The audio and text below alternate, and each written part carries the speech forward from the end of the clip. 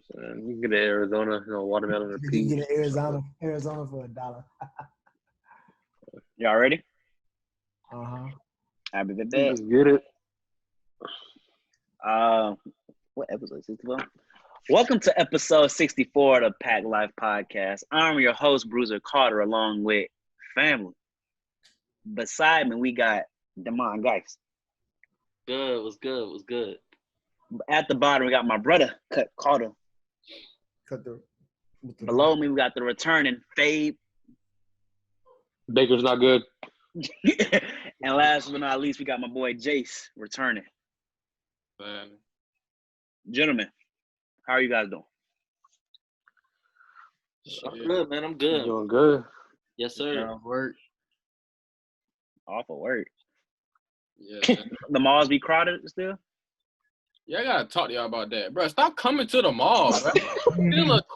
We still supposed to quarantine, bro. Like, stop coming to the mall, bro. Nobody wants you there. Bro, Lennox had a whole video, like, hundreds of people just walking around, like, in Lennox, like, thousands. Folks was standing outside of the line of Foot Locker and all that type of stuff, bro. Like, go home. Jay's still selling, boy. They barely even coming out. They keep releasing them for they keep like pushing back the dates and stuff like that. Yeah, the foot 13th haven't came out in like a month. They supposed to come out last month. It's nasty, man. People don't care, man. They think ever since the protests happened, COVID went away. Sad.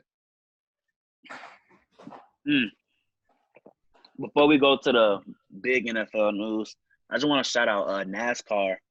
We don't talk about NASCAR here at all, but seeing what they're doing for Bubba Wallace and the support after he found a noose in his locker and after he advocated for him to remove the Confederate flag, I just got to send my shout-outs to him and what he doing in NASCAR, being a minority and like, it's white-dominated. Him doing this thing in NASCAR, just want to shout him out. What y'all boys think? I mean, I see they got Kamara out there too, so they bring in athletes from other organizations in there to support. So round of applause to NASCAR, the whole vibe, just, tying in with Black Lives Matter, trying to get it out there in an area where it's not as welcome. So hats off to them for that. You feel? Yeah. I didn't see the full. Oh, my bad. Keep going. Yeah, I was about to just say it's a good look because we don't really watch NASCAR. I really didn't even know they had a black driver in NASCAR, to be honest. Yeah. Till like 2 weeks ago, whenever he made his first announcement. So it's like cool to see that, and like I like how they standing behind him and they did the noose thing the other day, and that was kind of like disheartening. But he kind of still staying down and still going with the movement. And he was saying somebody said a good point. It was like Kamara was like he just tweeted. He was like, oh no, they said he went to Tennessee when he had a visit to Tennessee. Bubba Watson, he had on a Kamara jersey in college, his number 6 jersey. And then people made a good point about the NFL. They said NASCAR got one black racer and they stand more behind him than the NFL's doing when they whole league black, 80% black, 7% black. So I was like, So you might have more black people at the NASCAR races soon when they come back. I didn't see the full story. I actually seen his statement. I think his statement first when they were saying that that people only have access to the garage. People who are verified staff. Like, not a fan can just walk into a NASCAR garage. So it's actually scary that someone that's so close to like these, not like so close, but that have access to these athletes like that, were able to do that. And supposedly, I mean, I'm pretty sure they know who did it. You know what I'm saying? There's no way if you have access to that, there's no cameras to the garage. And I'm not sure how the NASCAR like garage is set up. I'm not sure it's like a locker room kind of thing, but it's just scary that like he's so brave doing it, being like a minority and that strongly pro Caucasian sport. It's like predominantly Caucasian. Before it actually came out, like Derek said, I didn't know there was a black NASCAR driver. I don't even know what number his car is. I think it's purple, right? He had the purple car. I think his car is it's like a lavender color. I couldn't even I couldn't even tell you. Okay. I definitely did see Alvin Kamara wear a shirt, like him looking like he was like the only person in the stands watching it. But that's dope though. It's scary though. I mean, for him to be like in that situation he's in and fighting on pretty much by himself before Kamara, of course, came, but just him taking it strong like that. So Yeah. Jace? I'm gonna keep it G real with y'all boys. Somebody probably behind him probably put the noose in his garage, but they trying to make himself look good. I don't buy it, but yeah, like it's horrible what happened. Wait, what? Somebody like the people that were pushing it to Okay, I got you. one of them folks probably done put that in his garage. I'll probably put my life on it, honestly. You thinking this was planned? Not planned, but well, I mean, yeah, it had to be planned to put it in there, but I'm just saying, like one of the NASCAR racers, like one of the other NASCAR or somebody on their team or something like that, they put it in there. Wait, all right, hold on. Do you think they did it on purpose for his message to become bigger, or just try to scare him? That's what I'm getting Either at. try to scare him because the race is coming up the next Gotcha. week or something like that. So they was trying to either get him off his game, scare him, or just I don't know, just be a white supremacist. So Gotcha. I believe that too. I ain't gonna lie to you. I believe that too. I believe everybody except for that team knows who did it. yeah. There's no way that, like I said, it's like going access to a locker room. Like you have to be a special person to get access to that area. So you ain't just someplace you can walk in and just drop a noose. You know what I'm saying? Like if everybody's seen the noose, it's literally a big ass knot that you can't just. Yeah. Hopefully they get it resolved and they catch who did this. They said NASCAR is investigating it, and I like the solidarity they did before the race today. They pushed his car out to the starting line. He took a selfie on top of his car because everybody that came out supported him. So hopefully better things are coming in the world. Hopefully. Shift gears to football. We had some big news. Jamal Adams requested a trade out of the New York Jets. He listed his possible destinations, including but not limited to the Chiefs, Ravens, Eagles, Cowboys. Who am I missing? I know you guys know. You missed. What? You're missing the Seahawks. Oh, Seahawks. I think that's it. And there were like two other teams. Yeah, list of seven. The Ravens already, right? Yeah. Yeah. So where do It you was guys see? It was like six playoff teams in the 49ers. Cowboys. Ravens, Cowboys, Cowboys, Texans, Chiefs, Eagles, 49ers, and Seahawks. Appreciate that. And he also said that he wouldn't mind going to Tampa Bay to play with the Bucs to reunite with Todd Bowles. Did say that. So we start with Damon. Where do you want to see Jamal Adams go? And put your fandom to the side. Let's be objective. I'm not gonna be objective. Yeah, he's going to the Seahawks. But realistically, I'm gonna be honest. We don't have money for a ham sandwich. So if I was a betting man, which I kind of am, if I was to say which team I think he's going to, I do think he's going to end up in Dallas. Somehow, some way. There's going to be players at the end of the day where they realize they can't pay anyway. A player like Jamal Adams, you acquire him and you're automatically a Super Bowl contender. I believe Dallas already thinks they're a Super Bowl contender. We know that they've been in the market for a free safety for the last 3 years as far as trading for one. They wanted Earl Thomas. So you trade for Jamal Adams, that defense is 10 times better. The whole situation with Dak and him just signing his franchise tender, which I know we'll get to in a minute. But, I mean, if you trade for Jamal, to me that means Dak's probably not going to be there the year after this year. So all your chips are in, which I think Jerry Jones is in. I mean, 2020 and a season like this one coming up, if we are blessed to have this year, I think Dallas trading for Jamal Adams makes them the favorite, if not one of the favorites. I can go next in the topic? All right, Yeah, but I don't see him going to Dallas for the simple fact that I'm not sure if it's confirmed, but I did see might be a text from someone saying he got signed at 31.4 annually. Mm-hmm. I'm not sure if that's true or not. Talking about Dak? Yeah. Yeah, He's kind of tender. Right. So they have till July 15th to sign a long deal. Yeah. I personally don't believe. I either think he's either going to the Texans, Eagles, or staying at the Jets. I believe the Jets are going to want like an Odell type of deal, which was, if I remember correctly, was 2 first-rounders for Odell that the Browns gave up. That's correct. They didn't give up 2. Jabril. It was it was a 1 and a lineman in Jabril. Yeah, and Kevin Zeitler. They didn't give up 2. Either they might get an Odell deal or that's Hall. Yeah, it's still a lot for Jamal Adams. I believe he is good. I do believe he's a top 5 safety. I just don't think he is a locker room changing player. His talent is undeniable. I do think if Texas needed anything on defense, so that'd be a good look. Eagles been needing DB for I can't even forever. You know what I'm saying? They've missed the thing on Jair. They missed on Jalen. I think they needed any DB to replace Malcolm Jenkins. They just lost. Or Eagles.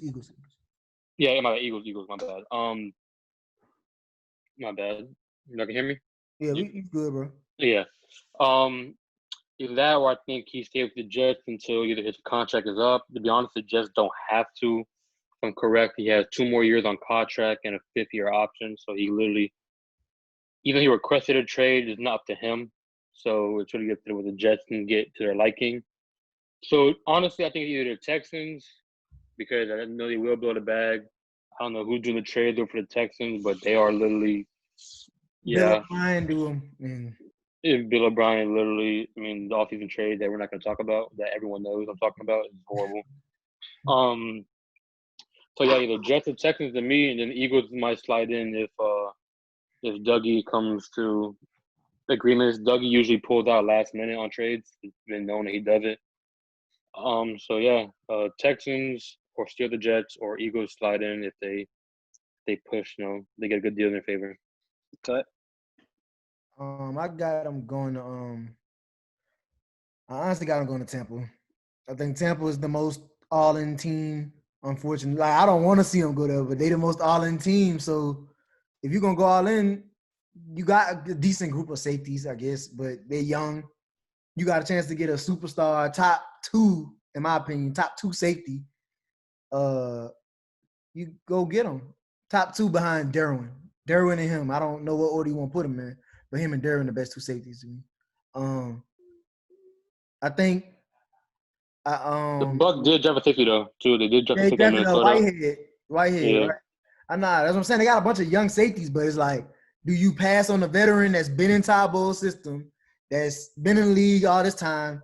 He's a winner at heart. He just ain't never played with a winner. When he was at LSU, LSU only ran the ball. Had he been on the LSU team like now, that defense would have been like disgusting. Yeah, so it's like he was on a team where they won't run the ball every play. Then he got to come back out there and he was doing everything. Like he was. I think it's contract issues what they're scared about. As a freshman, he had an instant impact, and even as a rookie, he had a decent impact. It's just he went to a team that you couldn't save. Nobody really can save them. Like, and it started with the management in the front office because they're Adam Gase and I don't know what they're doing, bro. You get Le'Veon don't play some games. He don't start some games. You got Todd Bowles going. You got Sam Darnold Alfamano. You got this going on. You got that. It's like it's a zoo. Robbie Anderson's going too, right? Robbie Anderson going. Let him leave. It's a zoo.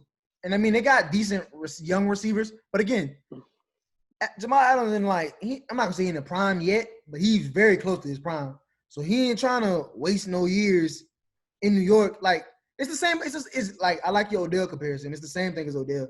It's literally like he's bigger than everybody on that team. He is like it's just what it is. He's the biggest star on the team. He's marketable. He Jordan Brand. He know if he go to Dallas, he gonna. Like if I can quote Skip Bayless, he was talking about like the good thing about Jamal Adams in his area that the team is so bad and he's so good compared that the writers in such a big market like New York, no matter if a team is good or not, New York is such a big market for anything that they all write about Jamal. I mean, his stats is good. Don't get it twisted. But the thing about Jamal is though he wants to.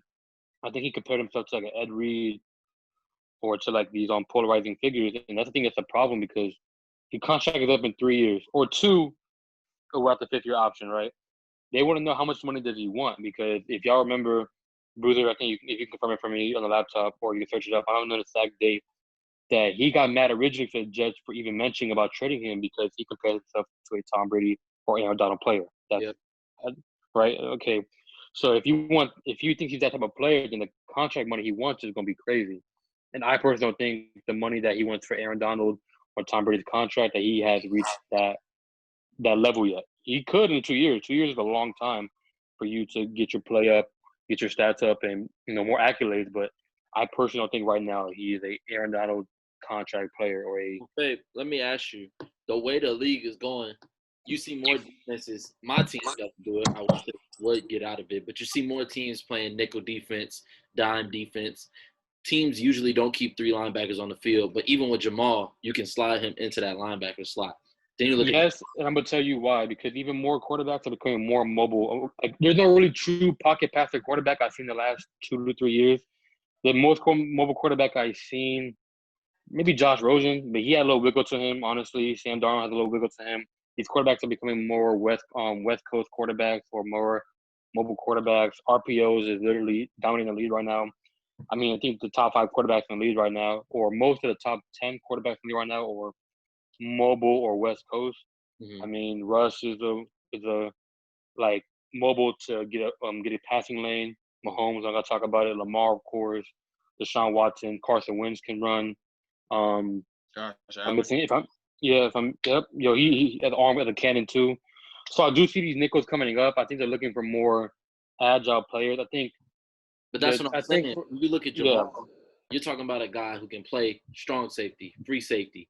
But with nickels, then that means the D ends are gone. I think the true D ends are gone, and we're looking for more pass rushing linebackers. People like Queen from LSU are more prototype people I'm talking about. I think the middle linebacker is more going to be like a Devin White. I think LSU is bringing a great linebacker that with speed and physicality. I think smaller players that come to lead now give them a chance because the game is speeding up. But Jamal is basically a linebacker. But that's what I'm asking you, Faye, because Jamal, you look at my team, Jadeveon Clowney had 3 sacks last year. That's what. But wait, Jadeveon Clowney is a little different beast though. His run stoppage. I mean, his run ability to stop the run. Is, but you know what I'm saying is, you pay guys to rush the passer. DeMarcus Lawrence, I mean, he's a great player in my eyes. He's not one of the best, but he just got a $100 million contract. So I'm throwing that to Jamal. Jamal has DeMarcus Lawrence. Yeah, Jamal has 6 sacks last year. You put him on my team, he's leading the team in sacks. So you got a guy who can do everything.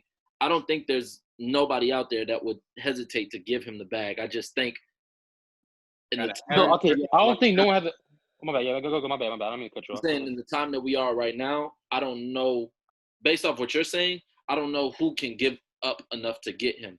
Because if I'm that's what I'm saying. I believe he's a great player. I believe his talent is undeniable. I believe he will be here for a long time. I think I told you him and Derwin are literally taking the lead by storm. I personally like Derwin more. He is a Florida boy. It's just biased. I'm not gonna lie to y'all. Florida State.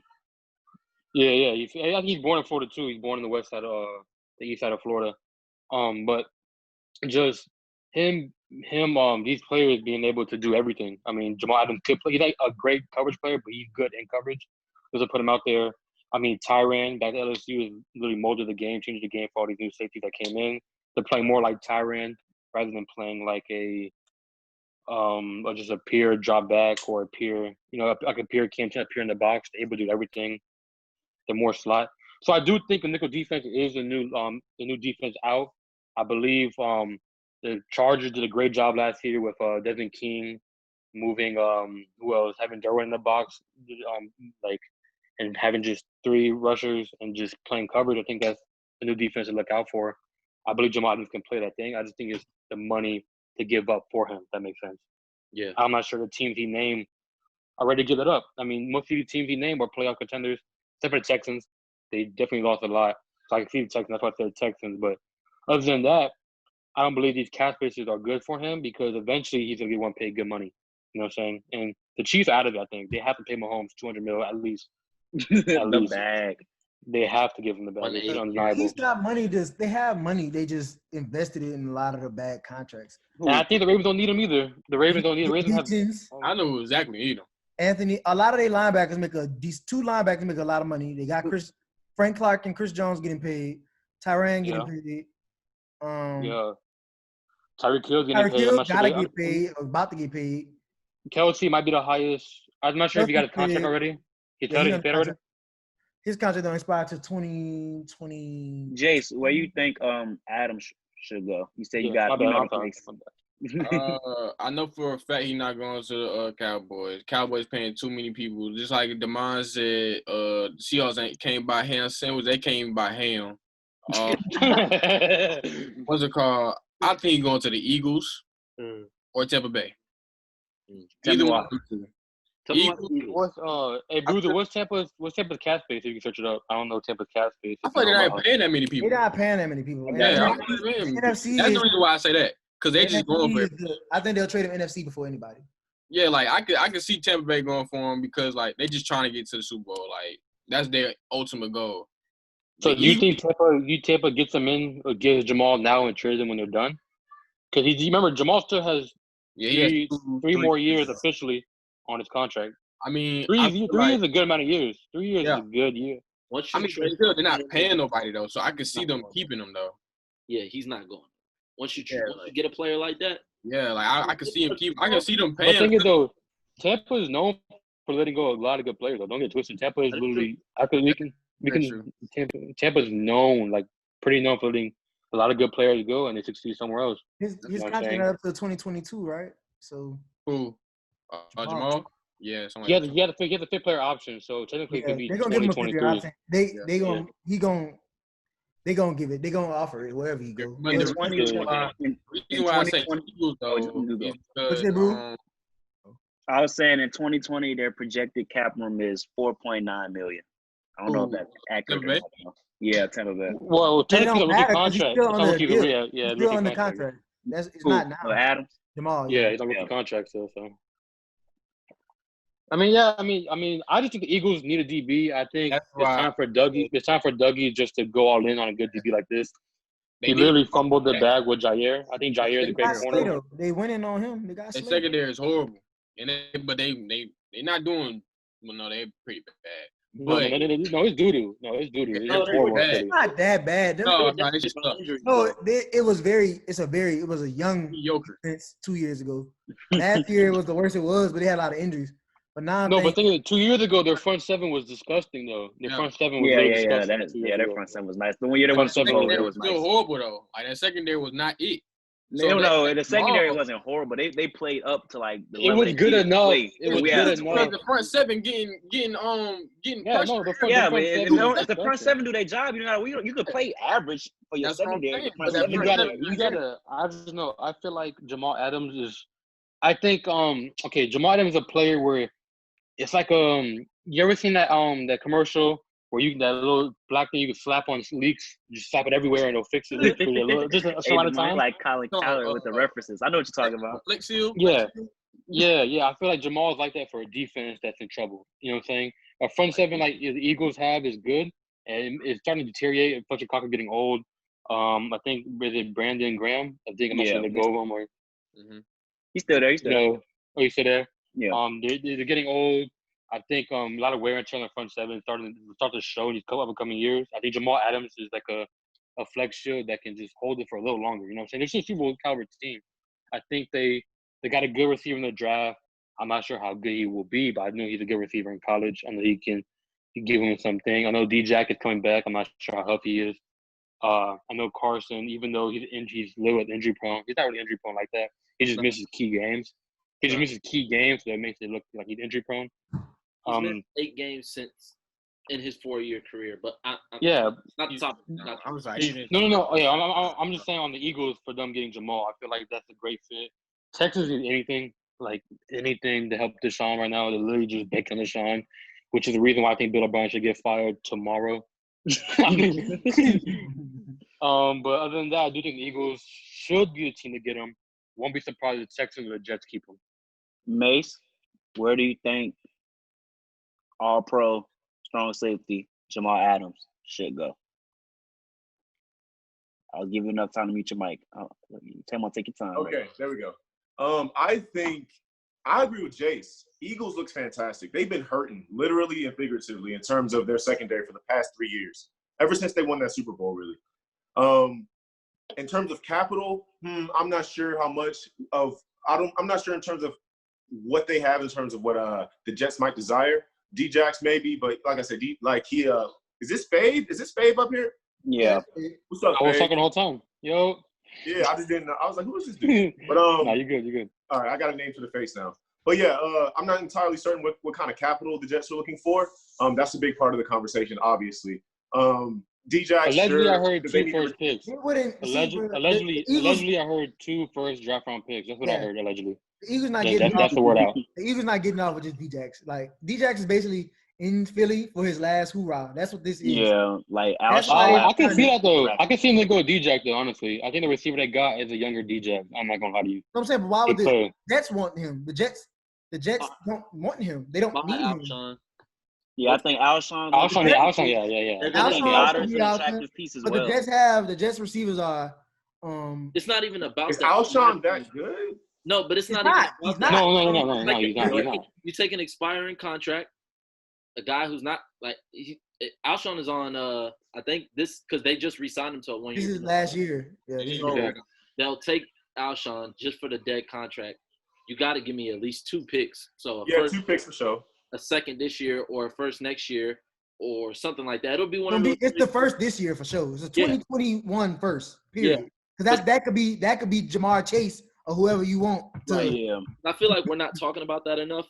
Is that it's going to be a team in the NFC? I feel like, and we said contenders, but 9 times out of 10 is going to be the worst one out of those contenders. So you like my Detroit take? Right, because that's the only reason that the Bears. I don't think they like Jamal. I think they don't even want Jamal to be happy wherever he goes. I think Detroit's a good team, though. I think Detroit's a good team on paper. I think they're a good defensive team led by Matt Patricia. But we gotta think about it. What organization is worse than the Jets? They're already trash. You can catch Jamal control is on narrative because Jamal's similar to the NBA type, so he'll say like, "I don't care where I'm going. I'm not resigning." Yeah. He could do him like that. But we seen it last season. One person I think that will do that. He has no problem saying he don't want to go. But we seen that last season. But the thing is though, Ramsey like he coming up with between No, Ramsey didn't get traded. They sent Ramsey where he wanted to go. That's what I'm saying. Yeah. Ramsey wanted to go to LA. That's where he wanted to go. Between Jamal though, his contract is not really up to his option though. Let's think about Jamal's situation. Right. So his contract is not. Jamal don't have a problem playing until 2022. But if he tells you straight up, yeah, you can trade me there, but I'm gonna tell them I'm not re-signing. So then why would you waste your first on somebody that's not gonna re-sign?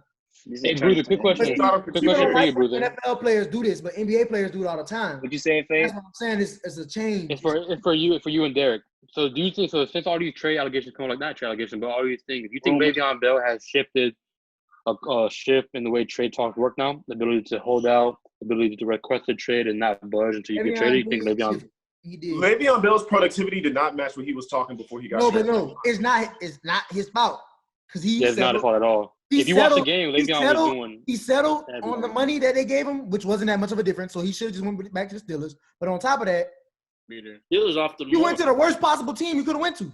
I would have never went there. He just didn't want to be in the Steelers. That's the only why. That's what I'm saying. Who was his other options? Because the Jets. I'm sorry, the Jets could offer me the most. But he's unhappy. He's miserable. I'm sure. Honestly, I think before he signed, they were talking about him going. Was it the Bucks? No, yeah, the Bucks, yeah, but the Bucks be flaking. Like I don't think understand how many times the Bucks been in trade allegations. I heard the Eagles are in every trade. Allegedly, they're allegedly. Eagles always they GM active. That's what I'm saying. But I just think Le'Veon controlled his own narrative and made the wrong decision, and he got to live with it. And they trying to trade him too, from what I heard.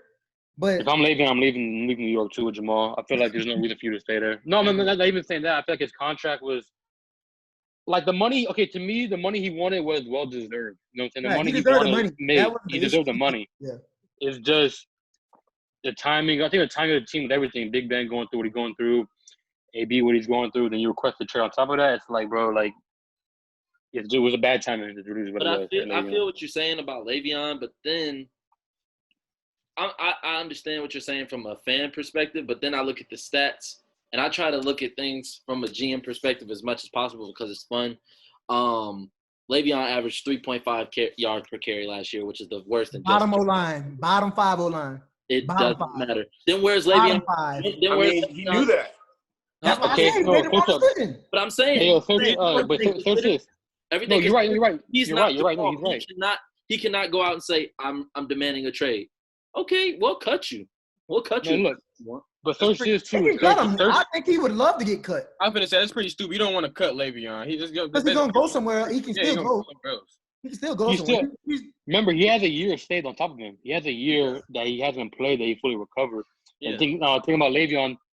Le'Veon kind of did okay. I think Le'Veon doesn't get enough credit, even though it's off topic. I'm sorry, bro. It's off topic because I think Le'Veon shifted a new wave of running backs that people don't even really give him the credit for. You know what I'm saying? The reason why Christian McCaffrey can go and catch 100 passes because Le'Veon can catch 77 and run for 1,300 while missing 2 games in a year. And people give him that credit that what he did, the ability that Le'Veon was the all-purpose back, all-around back, but he was just in like a offense that was pass heavy too. Yeah, because Big Ben was throwing 5,000, 800, 500. You know what I'm saying? So they really Le'Veon messed themselves up, but they couldn't never beat the Patriots. So I'll give Le'Veon credit that he shifted how like running back negotiations go. I can't speak for the whole NFL, each of their positions. Oh no, I don't want to give him solely the credit for. I think he's sparked something that was able to have Christian McCaffrey run his way, or for just OCs to use running backs. You know what I'm saying? But even contract negotiations, Zeke just got paid last year because of he was threatening to hold out. He was in Cabo, Mexico. Todd Gurley's contract was crazy too. If you remember that. Yeah, Todd Gurley was going to hold out. So we're going to see with these new contracts. Saquon might potentially hold out. Kamara might potentially hold out. But don't forget though, Melvin Gordon held out too, and he got burned. That's what I'm saying.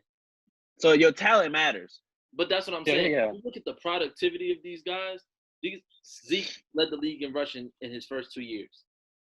We already know how special Todd Gurley was pre-knee injury, and who knows what he's going to be. We don't even know if we want to play football anymore.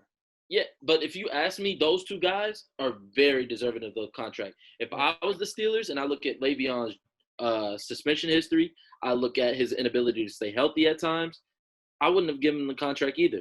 That's what. Okay, but listen. Wait. The biggest argument Le'Veon Bell's contract.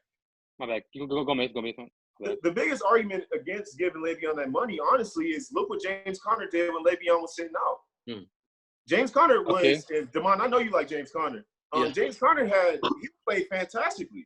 So, and the same thing almost happened or did happen, you could say, to a certain degree, to Melvin Gordon. He's like, okay, Le'Veon sat down. James Conner, 4.2 rushing yards per carry. Melvin Gordon sits out. They look at Austin Eckler like, all right, man, we don't really need you. He's nice, though. He's nice. Austin Eckler is nice.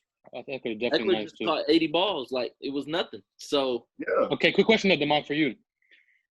Okay, if you had to rank Le'Veon as a receiver for the team that year, what would you rank him on Steelers roster? The number 2. Obviously. Exactly. So if you're not really paying just for a running back, if you're able to be your second best receiver with Juju on his rookie year too, Juju not yet developed yet until he had the 112 catch season that he had after he left. But at the time we asked for the contract, you weren't paying just for a top 5 running back. You were also paying for the second best receiver on your team. You see what I'm saying? That's my only against. That's what Le'Veon just specifically. But how many people can also be the second best? Here's a personal opinion, and this could. I don't know what the timeline was for this podcast was, but it's in my personal opinion that the running back is the most replaceable player on an NFL roster. I'm even up you with that. It's even the most easiest transition position in NFL. It's literally based off instinct and your ability to read a hole. That's what a running back is. O-line is doing that work. O-line is doing 80% of the work, bro. Yeah, I'm with you. But thing is, though, when you find a running back who's able to catch a ball or able to do more than just run the ball for you, and at the time when Le'Veon was a top 5 back and you had if someone could disagree with me and stop me, at the time, the Steelers' offense should have been better than what it was. The talent it had was top, like, all-time talent, but not all-time results. If anyone want to challenge me, they can challenge me, but yeah, they just fumbled that. You know what I'm saying? So you should have kept that longer. If I'm Mike Tomlin, if I'm the Steelers organization, that should have been keep that as long as you can. Especially, Antonio Brown was old. He was on reaching his 30s, but he was still producing.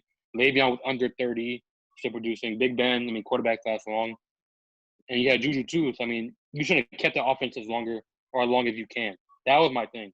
Yeah, that's similar to. And I can see both sides because the Steelers organization was definitely disrespecting Le'Veon with those back-to-back franchise tags. And the Steelers O-line is great. It's been good for a long time. People don't get credit for it. It's been good for a long, long time. They don't get credit for it. It's similar. I'm gonna let you go. I just want to say that it's similar to OKC when they had Harden, Durant, and Russell. They exactly. The key running back, the wheels came off. When you get older and you see that picture, you're like, that's crazy. These 3 players were on one team and they let it go for nothing. I'm not sure. I think James Harden's original trade he got was dirt. Not to mention, I think Victor Oladipo was on that team too, right? Nah, they had Ibaka at the time. They traded Ibaka to the Magic for Oladipo. Oladipo wasn't on the Thunder. Nah, he at that wasn't. time? I mean, Nah. okay, my bad. But I know he was part of the organization too. They let go too. So. Yeah.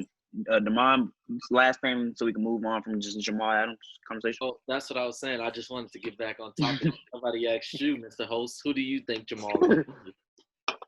I think definitely they're gonna send him cross conference. I said the Detroit Lions. I really think that's a possibility. They're gonna try to send him somewhere where he's not gonna be happy per se, and like a bad team. But I think that can end up turning up being a backfire. I said this to cut in Demond, Akuda. They added multiple Patriots through free agency. Matt Patricia is familiar with them type of players, and if Stafford just stay healthy for a complete season, this team could possibly make noise and potentially make the wild card. They have a great coach, bro. I'm telling y'all, bro. Not great. I ain't gonna say great. Patricia? I'm telling you, he has showed potential, bro. He has showed potential to be great. Oh yeah, he definitely his That's what defense mindset is. I mean, this past year, the team he had this past year, bro, they did a lot better than what I thought they were gonna do. Honestly, Fair enough. I think the Detroit Lions. Who the other receiver? Marvin Jones. Yeah. Marvin Jones. Yeah. I don't think they don't get enough credit they should be. I think the Detroit Lions have a good, solid receiving core. They don't get enough credit for either. I can see it. You and said they didn't lose like bad. Patricia is underrated. They didn't lose badly. Yeah, he's pretty. No, good. I didn't say that. I personally not say that. But. Jason. That's that's what I'm talking about, this. But no, I don't. I mean, Jace, I see your point because the Lions at certain times last year, I think they should have beat the Packers on that Monday night game. Cardinals week 1. They took the Chiefs to the brink at home. Mm-hmm. I believe they didn't never. I don't think they ever lost like badly. Maybe like once or twice, maybe. Yeah. The record didn't show how good they really are. That's Yeah. The record didn't show how good they played.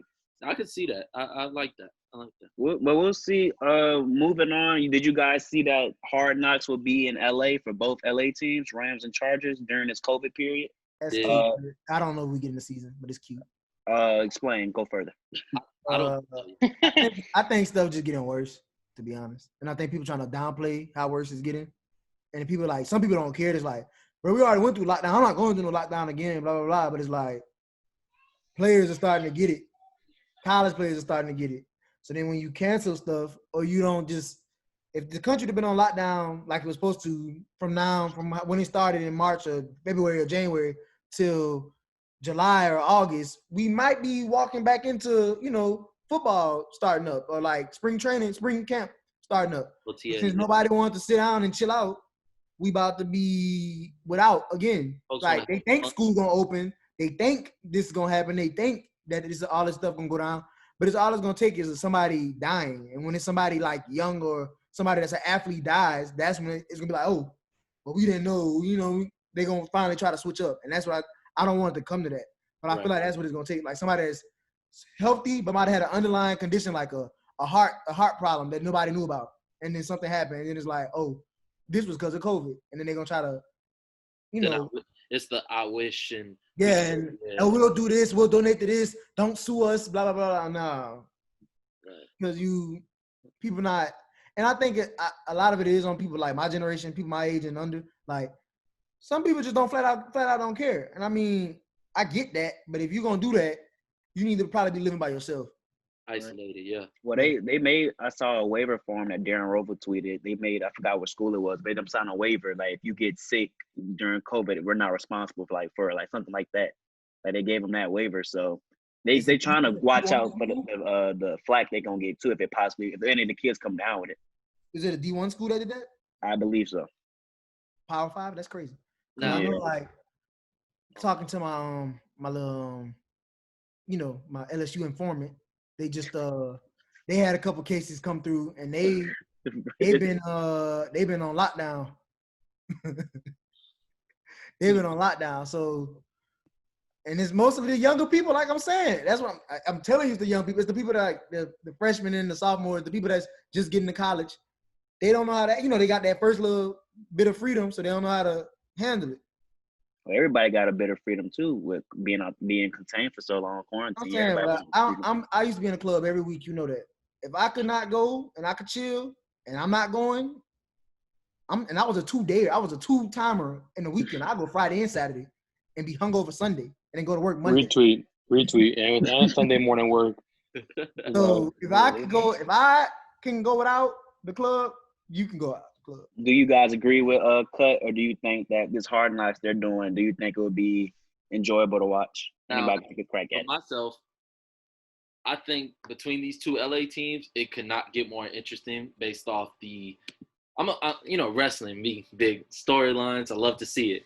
You got Justin Herbert battling with Tyrod Taylor. You got Jared Goff ready for a bounce back season. You could potentially see this beef like behind the scenes with them and Gurley, interactions with Derwin James and Jalen Ramsey. You always get your good amount of fights in there, so we could see that. Aaron Donald liked to fight. That's the best defensive player in the world, so anything I like to see him doing, I'm interested to seeing that. So I think there's a bunch. And then you have LA, which is the capital, I think, of the sports world. So just a whole bunch of opportunity for stuff to go on with this. And I think they picked a pretty good two-team situation to go with. I also think they did it because of location too. Yeah, it's location. They share a stadium. They probably share a practice facility. And I think like their headquarters out there too, say that they don't travel. Nah, I think LA Chargers practice in UCLA, and then one of them practice in USC. I'm not sure if y'all know the USC's in downtown I think LA. the practice at USC, yeah. And then one of them practice UCLA field. I mean, go ahead. It's a good look. I mean, they get in a brand new, probably one of the best stadiums. Them and the Raiders. Them and the Raiders. So it's like it's exciting. That side of it is exciting, but I hope we get a season. Like, don't get me wrong. I said what I said, but I'm all for it. I just don't. Man, way stuff look. It's just. I've been in Foot Locker. I done seen plenty of NFL players come through there. I ask them, y'all know anything? Oh, what players you seen? Split the beans. What players you seen? Brian Herron. Oh, yeah. I seen him. With a quarterback. It's the backup though. The new dude. Yeah. Jamie. Huh? Jamie Newman. Yeah.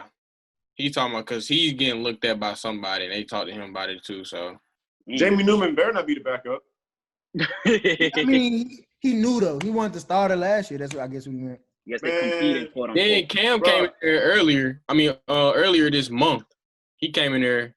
So I asked him. He ain't say nothing to me though. So. I ain't get the juice, man. He could have did it, man.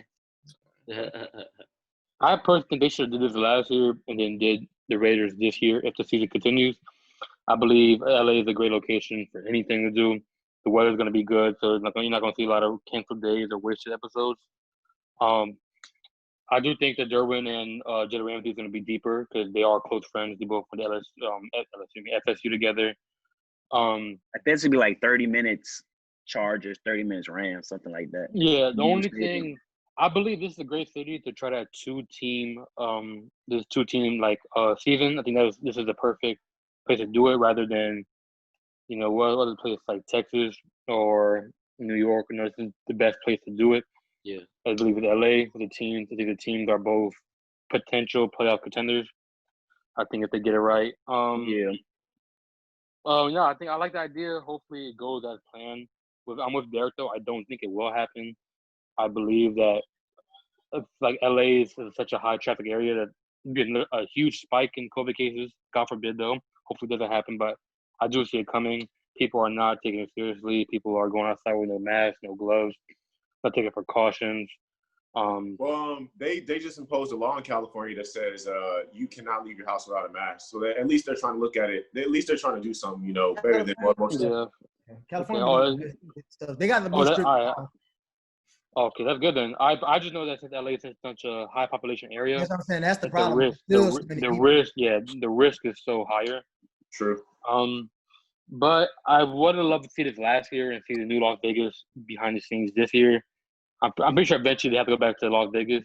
I mean, the fans are going to want it so soon that they're going to skip a team that hasn't done yet to do this. But yeah, I think it's good. I think both LA teams are good. The colors are dope. Have you seen the new LA uniforms? Yeah, they had the best new uniforms for sure. Yeah, the Chargers is hard. So yeah, I actually like it. Hopefully it goes through. Hopefully none of the players get sick. I do want to see Justin Herbert. I do think his talent is good. And I think Derwin and Jalen will actually be funny. I think it'll be the comedian side of the show. Speaking of the Chargers, there was rumors Anthony Lynn, head coach of the Chargers, came out and said that that Cap may be potentially signed to his team. Like they would like to sign him, but they never went to do it. So, with more talks of Kaepernick joining the league, either for a publicity stunt to have good faith with the African American fans that the NFL has, or just for a pure football based reason. I asked this last week, then that was before Roger Goodell acknowledged Kaepernick and others acknowledged Kaepernick. Do you guys see Kaepernick joining the NFL team soon? No. My question, why even say it though? Like, you mean, why why do say the it? old, like, if he said that he, Exactly, Fabe. Exactly. like, why would you even we come out almost saying, signed Cap? Like, exactly, my okay, point, we don't bring it didn't, up. so- If you didn't do it, don't do it. You know what I'm We saying? done heard that so Because- many times, bro. It's Not annoying. even that, because guess what? That's what it does, right? It implies that the organization is black friendly. That's exactly what it does, right? That we should have and we want to do it, right? So it implies that we want to give him a chance, but we were either too scared to do it. No, we don't want to hear that. You didn't do it, so therefore there's no ifs. You know what I'm saying? He's not playing for a team right now. He hasn't played for a team, and honestly, I think his chance is gone because it's a losing situation, right? You sign Cap, right? And let's say he does bad, right? Then you prove the point, the reason why you should have got him, right? Let's say you sign him and he does good. Then it proves the point that you should have been signed him and you didn't, right? So it's a lose situation. I believe not the best thing, but the thing they're gonna do is just not sign him. And I think it's kind of corny for a team to even mention that they tried to or they were thinking about it. That's so lame because who admitted to saying they wanted to sign Vic when he first came out of jail? You know what I'm saying? No one did it. No one said that, we wanted to sign Vic after he was on probation or stuff like that. So I think it's corny they're doing it because of a time now. I believe they should have just kept quiet. I mean, if Anthony Lynn truly meant it, that's cool, but that's something you should have kept to the grave. I agree 100%. Sign him or don't. Don't tell us you almost signed him. We don't care. We truly don't care. And just I don't care. Coach, I know I said this some weeks back, but I really hate and this is for all the sports. I really just hate the anonymous source has told me, or I've heard. But this one not anonymous though. Anthony Lynn said this though. But Pete Carroll came out, I believe it was 2 weeks ago, and said, I believe somebody's gonna sign Cap. Don't tell me that the Seahawks are interested or were interested, and then you're sad that we didn't take it. You canceled the interview because he said that he wasn't gonna stop kneeling for the flag. So don't come back 4 years, 3 years, 2 years later and say, we could have done this. You know what you were doing. You know what you're doing now because Geno's not a better backup if Russell Wilson goes down. So don't beat around the bush. Either do it or don't even talk about it, or make a call and say, you guys could do this. I think that he could help you out, because I know people do that. I know people are making calls about Jamal Adams right now. So it happens every day in the league. And at this point, I don't know if people are just trying not to. We all know he's still being blackballed. With everything going on in society today, you just don't want to sign him. But I just hope it gets done sooner rather than later. But in my heart, I don't think he's ever going to play another down. Yeah, it's sad that I think he's never going to play either. Yeah, he's never going to play. I thought my Saints were going to, at least take a shot at him. We go pick up we go pick up a dude that went 30 for 30 touchdowns and interceptions on a rival team. We go pick him up, and then we talking about Taysom Hill might be our backup too. Nobody can't even throw. We got Cap sitting right here, ready to play. Man, don't get it. I think his He threw the best deep ball in that playoff game we lost to the Vikings. Don't forget. He did, but I need it consistently. He only threw it one time. Exactly. I'm gonna say this. Taysom Hill making too much money. That's all. No, you're not. He went back on mute. He's not making That's money. a topic for next week. The topic for next week. They owe him that money, bro. I'm gonna say this before He was our number 2 receiver, number 2 tight end, number 3 running back. He had to get paid. I'm gonna say He this played before we punt move on. return. I think Kaepernick has elevated himself into the professional athlete who's doing like activism, like Ali and others who's sacrificed their jobs for the betterment of the movement and for the people. That's where I. The only thing though, he's the only athlete of the people you're talking about that has never returned back to sports. Though. Exactly. Ali kept The rest of the athletes that you are talking about, I know there's a couple. Even Eric Reed got signed back. He was the first person to stand by him. And it's kind of bad though, because this is the point I'm trying to say, right? Eric Reed came back and he didn't play good at all. So now it gives him now if they didn't, he didn't really play good at He had the all. team in tackles. Yeah, I mean, He didn't play the former Eric Reed type level. I give No, him but he's older now. But he played good enough. But look, he played good, right? But this is the point I'm trying to say, right? Since you this is how the NFL thinks it, right? We're gonna sign you, right? But we want you to be the same exact person that you were before you took a stand, right? So if you perform anything less than that, give us a reason to not only cut you because we don't believe what you stand for, but because you didn't play good, right? Right. So now they have the reason to be like, oh, we gave him a chance, but he didn't live up to the standards that we told him to. And you see what I'm saying? That's the thing with Cap. I think to me, about who? I don't think he played bad. He didn't play as good as he did when he was with Cap. Yeah, in Carolina. It's been 2 years. But I'm pretty sure in Carolina when they brought him back. That's exactly though. Exactly. It has been 2 years. Contract? He had 100 with the Panthers or the Niners. Tackles. No, I'm talking about when he got signed to the Panthers. It was like they signed him in the middle of the season. I think it was a 1-year deal, and they extended him one more season, I believe. Right. Yeah, I think it was the remainder of the season. And then they signed him again for the rest of the season. Because you got to play up to a certain value. Now, if he was getting like $13 million, which obviously we know he was not, then did he play up to that level? No. But if you play up to like a $3, $4, $5 million level, that's fine with me. That's a normal case. But when you're doing what you are doing, they want to give you a reason to cut you. They're looking for rather than. Thank you. My point. They're looking for a reason to cut you rather than you being because he was still kneeling. He had more tackles than he ever had before. Ever had his whole career. Yeah, I don't understand. Tackles. More tackles than he ever had. More sacks than he ever had. The same amount of forced fumbles he ever had. The most ever fumble recoveries he ever had. He didn't have and no. I'm gonna show how they finesse it. He it. was a strong safety and they put him in the box. I'm gonna show how they finesse it. Ready? I'm gonna show how they finesse it. Right? We have a new coach, so we're clearing players before the player that the new coach wants in. Yeah. Right? And boom, they give them a reason to cut them off rip. They find a way to make excuses or justify what they do, and you know the fact that he should have stood on the team no matter what.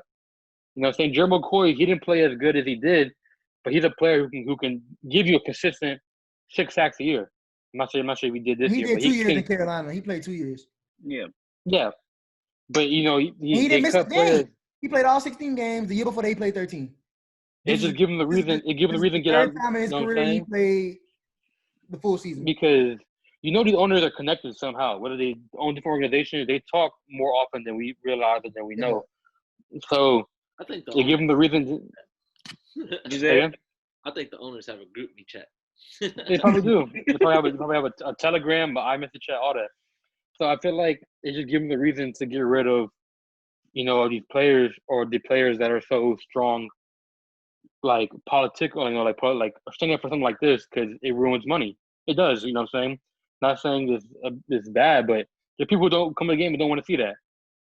So the people who don't want to see it, primarily, you know who, we all know who people I'm talking about. They will avoid coming to the game just to not see that. You know what I'm saying? So it loses money. And to avoid losing money, you just get rid of the person that's losing the money. You know what I'm saying? No matter how good he's playing or no matter how to just. Yeah, they're going to find a way to get him out of there. Find a good enough reason to say. Yeah. If they ask him. But we're in a new age now, and I'm shifting topics to even white athletes are saying they're going to kneel in solidarity against police brutality against unarmed African Americans. Baker Mayfield came out and said he will show support in kneeling, and even J.J. Watt came out and said he would show support in kneeling. So do you find, how do you guys feel about the shifting tides from 2016, 2017 to now? Like, they finally understand, like, what the kneeling is about rather than being ignorant and not open to information. Better late than never. It would have been nice if y'all had – it would have been nice to stand in solidarity with Cap when he was still in the league, when we still could have done something about the fact that he was being blackballed immediately, because the man is 3 or 4 years older now. He's probably like 32 or something. But better late than never. So I'm not going to sit here and always look back at what you could have did. Do it now so that, in Baker Mayfield and J.J. Watt, prominent Caucasian personalities within the NFL community, that's what's needed. And if it took us a couple years to get it, we have no, in my opinion, I feel like we just have no choice to just be like, all right, bro, appreciate it. We all know this would have meant more a couple years back, but you're doing it now. So we just don't have to take it. That's how I feel. Well, for JJ for sure, not so much. Baker wasn't in the league, or he was still a rookie entering the league, so he was okay. like watching the spot. But JJ was already established, two, 3-time Defensive Player of the Year. Like his voice could have like helped tremendously. I like what Skip Bayless said when he said JJ Watt saw what Drew Brees did and was like, oh, I don't make a mistake like this. I need to show support for my brothers rather than come out and be like stuck in his ways. So just look like image wise, show that you still support black people. And I'm very appreciative of Baker Mayfield because the youth thing gets brought up a lot. And, you know, he is – I did speak at it. Baker Mayfield wasn't in the league 4 years ago.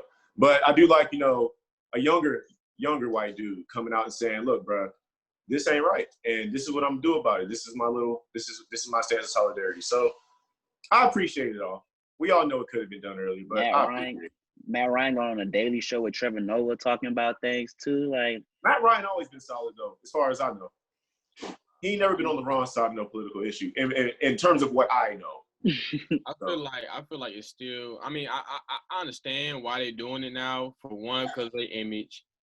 That's probably the main reason. For two, because I feel like they're still ignorant to the fact of the reason why we kneeling. Because Drew kneeled a while ago, but we see what he said about everything. So, JJ Watt kneeling. I mean, I feel more connected to Baker than JJ Watt because JJ Watt was in his prime 4 years ago. Yeah, and he didn't kneel. He didn't do none of that. He had teammates on his. I'm pretty sure he had teammates kneel. He didn't kneel with him. So, like I said, I feel like they're still ignorant to the fact on the reason why we are kneeling. But they're just doing it now because it's gonna be a norm when the season starts. It's like a lot of people are gonna. So I feel like they're just gonna do it because for one, their image, and for two, it's obvious that it's a problem. So, do you guys think that the media, or do you think the locker room itself will create like a division with some players kneeling and some players not kneeling? Damon, I go to you. At this point, no. I think it'll come from a point of, as a unit, either kneel or stay in the locker room, as to it was before, either stand or stay in the locker room. So you either get with the movement, because now we're seeing that wasn't the case. That's what folks wanted them to do. They tried to do that, but Kenny Stills, the Texans had 3 players kneeling every game last year. Right, but that's what I'm saying. I think it's from the standpoint of, we need to do this as brothers. Like, this is I'm with y'all more than my family. You feel me? So you need to stand up with me, or like. I feel that it should be either you kneeling with us or you stay your ass in the locker room. Right. So I think they're gonna kneel anyway. A lot of people off. Some people are gonna still do it. I'm still kneel. I don't think they're gonna stop them from kneeling now. And that's why Trump trying to put pressure on people to stop kneeling, but they don't. They're not gonna show it. They're gonna cut the airtime for them. Yeah, they're just not gonna show them. But for a long time, they didn't even show the national anthem in the games. They didn't even show that on TV. I think they're gonna do it anyway though. I think they're gonna kneel anyway because I feel like now because now people are so attention to details that if someone wants to stay in the locker room and not come out later, they will notice who it is, and they will be broadcasted even more now. Like, let's say it's someone like if you're big enough, they'll remember. Yeah, they'll remember you not standing there. If you're number 9 for the Saints, number 2 for the Falcons. Yeah, but I think what JJ and Baker are saying, it does raise awareness when people non-color people are bringing I just lost the word. It was awareness to the issue. But I think it's not going to hit different when someone like a Tom Brady speaks on it, or a Christian McCaffrey. I'm not sure he's openly speaks on it before, but these superstar Caucasian players that are current, like in their prime, not back then, but current superstar Caucasian players speak on it, and they lead a movement. I think that's when we're finally going to see a bigger change than we're seeing now. I believe people are just doing it now because it hurts their character if they don't. Attention is everything. Are you doing it because you really mean it, or are you doing it just so, the heat gets off you? You know what I'm saying? Yeah, you know what I'm saying? Are you doing it so you can keep a Nike contract, or are you doing it because you don't care about the Nike contract? You know what I'm saying? Yeah. I like a great thing, too. I'm not sure y'all seen Kyle Korver talk about it with Richard Jefferson, even though it's NBA, when he was saying, I had no problem, risking my championship season. I haven't got a ring yet. I'm risking my championship season in order to stand with my brothers. You know what I'm saying? Him openly saying that's different. You know what I'm saying? He's literally openly saying that he has no problem, holding the lead out to walk with his brother, with his team, then play for a championship. He admitted, he said, I don't have one yet. This is probably my last chance to get it, or is right now because he plays for Milwaukee.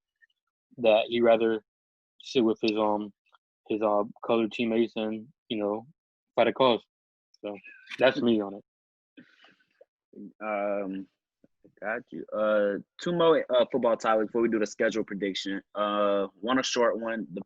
Just the Pro Bowl will be in Vegas this season if they do eventually have the season. And I know nobody in here cares about the Pro Bowl, but the Pro Bowl will be in Vegas. Gambling, yay! That's all they're gonna do. And last but not least, Madden 21 was finally revealed. I know Carter was extremely excited for the reveal in the trailer. Give me your big takeaways. Is it a copy of the same game from last year, just with 17 playoffs? Don't care. I'm about to share we will be running the Madden League. If you're exactly, do you think you have what it takes to be in our league? Oh yeah, go get them. Oh yeah, we need some new people though. Nah, my boys, a lot of boys leaving, talking about we're going too fast, but they'll be back Madden 21. But if we still in quarantine, we still going 24-hour sim. So tough titties. Y'all finally doing that now. Finally got a Florida boy in the cover. And y'all see the Florida boy again. Lamar we talked about that. We talked about it last week, how big that is. But the game looks straight. They released the PS5 stuff a couple days later. And I found out that you can buy it on PS4 and he transferred it to PS5 for free. So now I might buy the $90 version. I'm not gonna cap. They play it 3 days. One thing I hate though that Madden does, they always mention graphics. We know the game's gonna look good. That's the problem. We know it's gonna look crazy. Yeah, the game look good. The PS5 look. PS5 graphics for FIFA. If I see a 3-4 punch buck zero day one, I'm literally returning my game. If I see a 3-4 pinch linebacker, if I see a freaking ace double wing stretch, double wing stretch.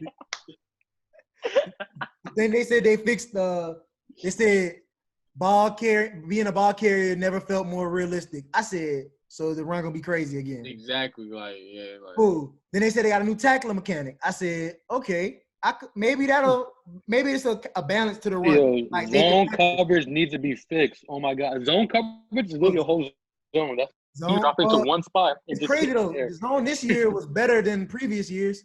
But cover four, I don't know. To me, cover four don't work. Well, when the game first came out, man, it was crazy, and then they nerfed it. Yep. Then they, it's terrible now. But now it's horrible. But if you don't have a 90-man coverage corner, you can't play that. If you don't have a 97 speed, I cross man, bro. He be on the left side. He coming from the right side, do a slant. This nigga go all the way over there, and he let him go right by him. Like, bro, what are you doing? Thinking about cross man though, right? Exactly what he's saying, right? If I put a linebacker on him, he will run to where he's cutting at, right? Not just meeting him, like I'm gonna wait for you to come towards me because I think you're coming to me.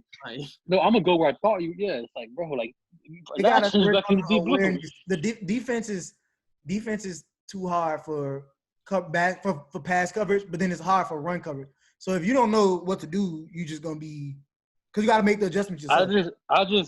I just hate that this year was straight blitzing to stop everything. You know what I'm saying? I feel like this year was just set up a good blitz. And glitches. You got a good line. You don't have to worry about that. You on mute, Mace. I don't know because you just get that strong safety. You hover around the right guard, tap the right guard, and then someone gets through. I don't get how that works, but they do need to be fixed because I just played Julian and he had Alvin Kamara out on the island, and I got Marcus Peters. I'm like, press him, and then Alvin Kamara adjusted Marcus Peters by 10 yards. That is my only. Press been broke. The press been broke. I can't remember the last time press worked. Not gonna lie. Demai, you said you press? Just for the chat. I just don't press a cover two though. A fun fact for here. The last time me and Demont played, I beat him. He had Lamar Jackson. Why you bring that up? Because he presses. He says. So they talk about that. They said they got new superstar abilities. They said they got edge. They said new edge rushes. I said, well, so wait. So if Fearmonger gone, or they just Then they got adding more fear monger, but then now fear-mongering. they got new animations and it's a new way to control it. You don't got to do X and square no more. You know, It's you know like- what's glitchy? Did y'all see the animation they gave Joey Bosa? That junk The fly. the strip the strip yeah. But like if it's like he goes into your like in Yeah. Yeah. Then he Only sacked certain, you. people, only certain people gonna have it, but he'll be one of them. Yeah, it'll be like the New Year's strip specialist. Because I think they were more interested in because I like how quarterbacks have 5 abilities. So if you got a player that's a 95, Wait, I actually have a great topic too for Saints fans. How you feel about DeAndre Hopkins being the only 99 receiver in Madden 20? 21 or 20? 21. They That's say he's not the bad. only. They announced that? Yeah, it's on Twitter. I'll send it to you after this chat. I mean, it's not It don't really bother me. Yeah. I don't really care about Yeah. Madden ratings. Don't really. We all know. Are y'all just saying that We for the are not podcast? Or? debating the best receivers right now. Y'all I know refuse. I refuse. There's no way he could be a 99. Michael Thomas can be a 99. But then people are like, well, then Julio should be a 99. You know what I'm saying? Like, I knew it was coming out. But I have to find a tweet for y'all. I did see that might have been. I'm gonna send it to y'all. I'm not sure if it's confirmed yet, but someone did say that. I think it's kind of early from the Reese 99 overalls already. I had slapped somebody who called him Mr. Slants one time. Mr. Lance. All right. Let's predict. Y'all want to finish the whole AFC or just do one division today? let's finish the AFC. All right. So NFC East, NFC West. Before we start, last week we predicted the AFC South and AFC North. Had the Ravens going 14-2, winning the division, and the Browns 12-4, Steelers 10-6, and the Bengals 5-11.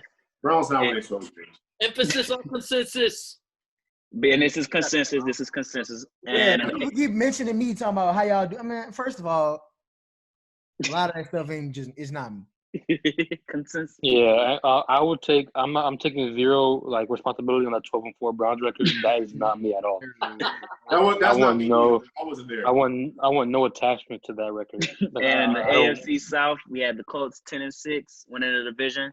Titans 9-7, Texans 7-9, and the Jaguars 2-14. And we can start with the AFC West. We'll start with Brandon team, the Raiders. All right. Stop mentioning Brandon. Who is he? Raiders. Do the base guy like that. I Week 3. don't know who he is. Week 3, Raiders at New England. Currently, the Raiders are 0-6. Let me get the Patriots. I'll tell you the Raiders. Golly. I got the I get Patriots. Raiders.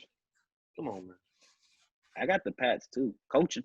For all we talk about Bill Belichick being the greatest coach ever, and they still have the defensive player of the year. Come on, man. Come Coaching. He had the greatest quarterback ever. Jace. I'm going Raiders. 3. Mace. Raiders. Okay. Mm. Week 4, Bills at Raiders. I like the Bills. I like Yeah. the Bills. It's Bills. Yeah. Look at that. Sweep. Don't even gotta ask. Don't even gotta ask. Don't even ask. Don't even ask. Bro, Raiders at y'all not Chargers. finna 0-16 these dudes, bro. They were. They They got got one win. They got one. They got win. one.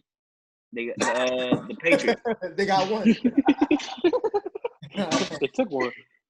Raiders at Chargers. Week Chargers. 9. Charge. I like the Raiders. LA, baby. What'd you say, Jace? Raiders. Mace. Chargers. Okay. Broncos at Raiders. Lock. Broncos. Don't even gotta Raiders. ask me. I think they're gonna split it like Gotta the Raiders. I got the Raiders winning the home I matchup. got the Broncos. Broncos with me, man. I'm sorry. Don't even ask me. My boy Drew. I'm about to No. 3 Broncos. What you say, Mace? Don't even. Raiders. Okay. Well, do you guys think they're gonna split? Yeah. Yeah. I had them splitting with the Chargers, so I don't know about them splitting with them. I'll take my vote Week off. 11. Don't even ask. I'll take Week my 11, vote don't off. even And Broncos 3-2. Week 11. Don't even Skip ask. week 11. Week 13. Battle. Raiders at Jets. Raiders, right? Raiders, right? Raiders. Raiders. Week 15. Chargers at Raiders, like the Raiders. Thursday night. The Raiders. I'll take the Raiders. I had the yeah. Raiders. Week 16. Dolphins at Raiders. I like the Dolphins. I Tua, like baby. the Raiders. Dolphins. I actually like the Raiders. Tua, Oh, baby. wait, no, they got Tua. No, I got the Dolphins, bro. I'm tripping. Derek Jace. I Raiders. said Dolphins. I didn't hear you. And week 17. Raiders at Broncos. Actually, I got the Broncos sweeping them. I'm sorry. Yeah, Broncos sweet. Don't gotta ask me. Ever Don't even since gotta I ask seen me. Drew Don't Lock, even ask me. ever since I seen that Drew Lock video, I felt so different about the Oh, which Broncos. one? I'm sorry. Well, which one? The one when he was singing on the beat. Oh, Me you and talking about Dre Young Jeezy, the Young going Jeezy? down, Yeah, beat me in MLB, the breaking mall. news for you, Bruiser. MLB imposes 60-game season if players report by July 1st and They're not agree gonna on win. health and safety protocols by Tuesday. Oh, So that shit. means they have to decide by tomorrow if they want to go to work next Wednesday. And they're going to say yes. Probably. And we have the Las Vegas Raiders, the first year in their new stadium and their new home, going 3-13. I have a good feeling that Raiders Nation will like this. Wait. Bro, all them picks gonna pay off at some point, and it's gonna start paying off this season. Like, Huh? I feel like the 3-13 real disrespectful. I think Raiders don't have a winning like, record where do next we season. switch it at? I mean, a winning record? How? I think Next season, like 2021. I think That's 7-9. I said, how? I think 6-10, 7-9, or 8-8 is a good ballpark for the Raiders. 8-8. So I what don't games do you think have- they're going 1-5 in the division. I don't think that's So going to what happen. games do you have them winning? I could see them winning They're not the sweeping Week the one, division. like week one, like come on, what are we doing? Week one. Panthers, the Broncos. I Yeah, Y'all I pick the know. Panthers? Jesus.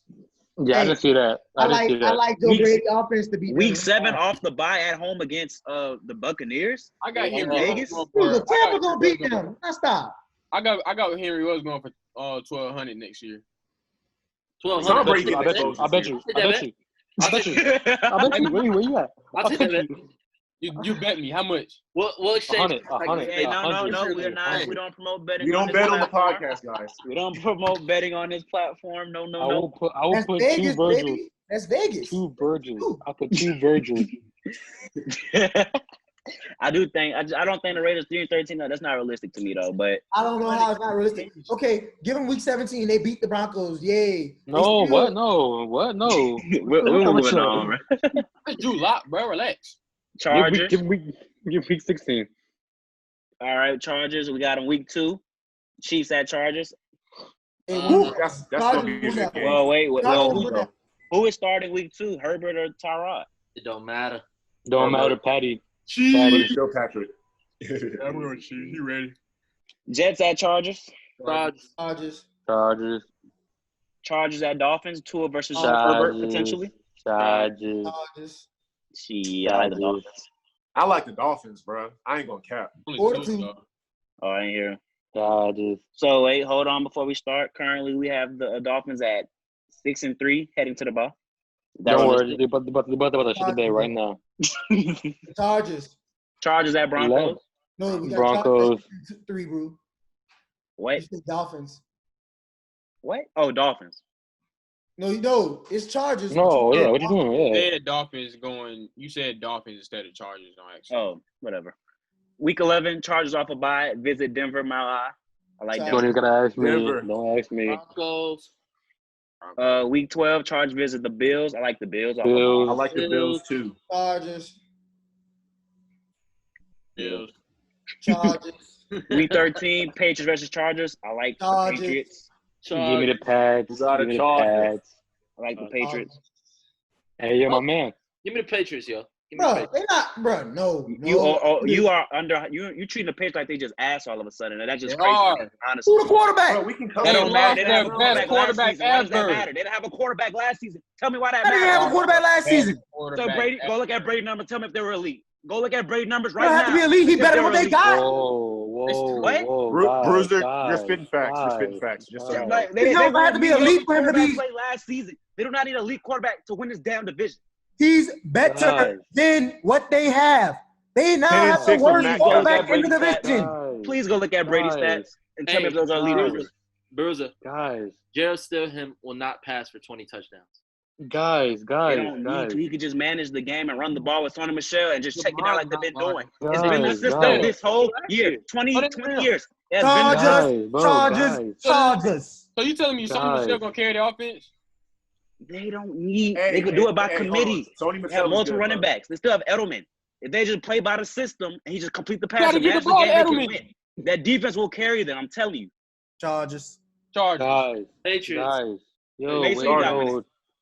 So much hostility for a team we're not even voting for. It's the Make sure you had Chargers. winning.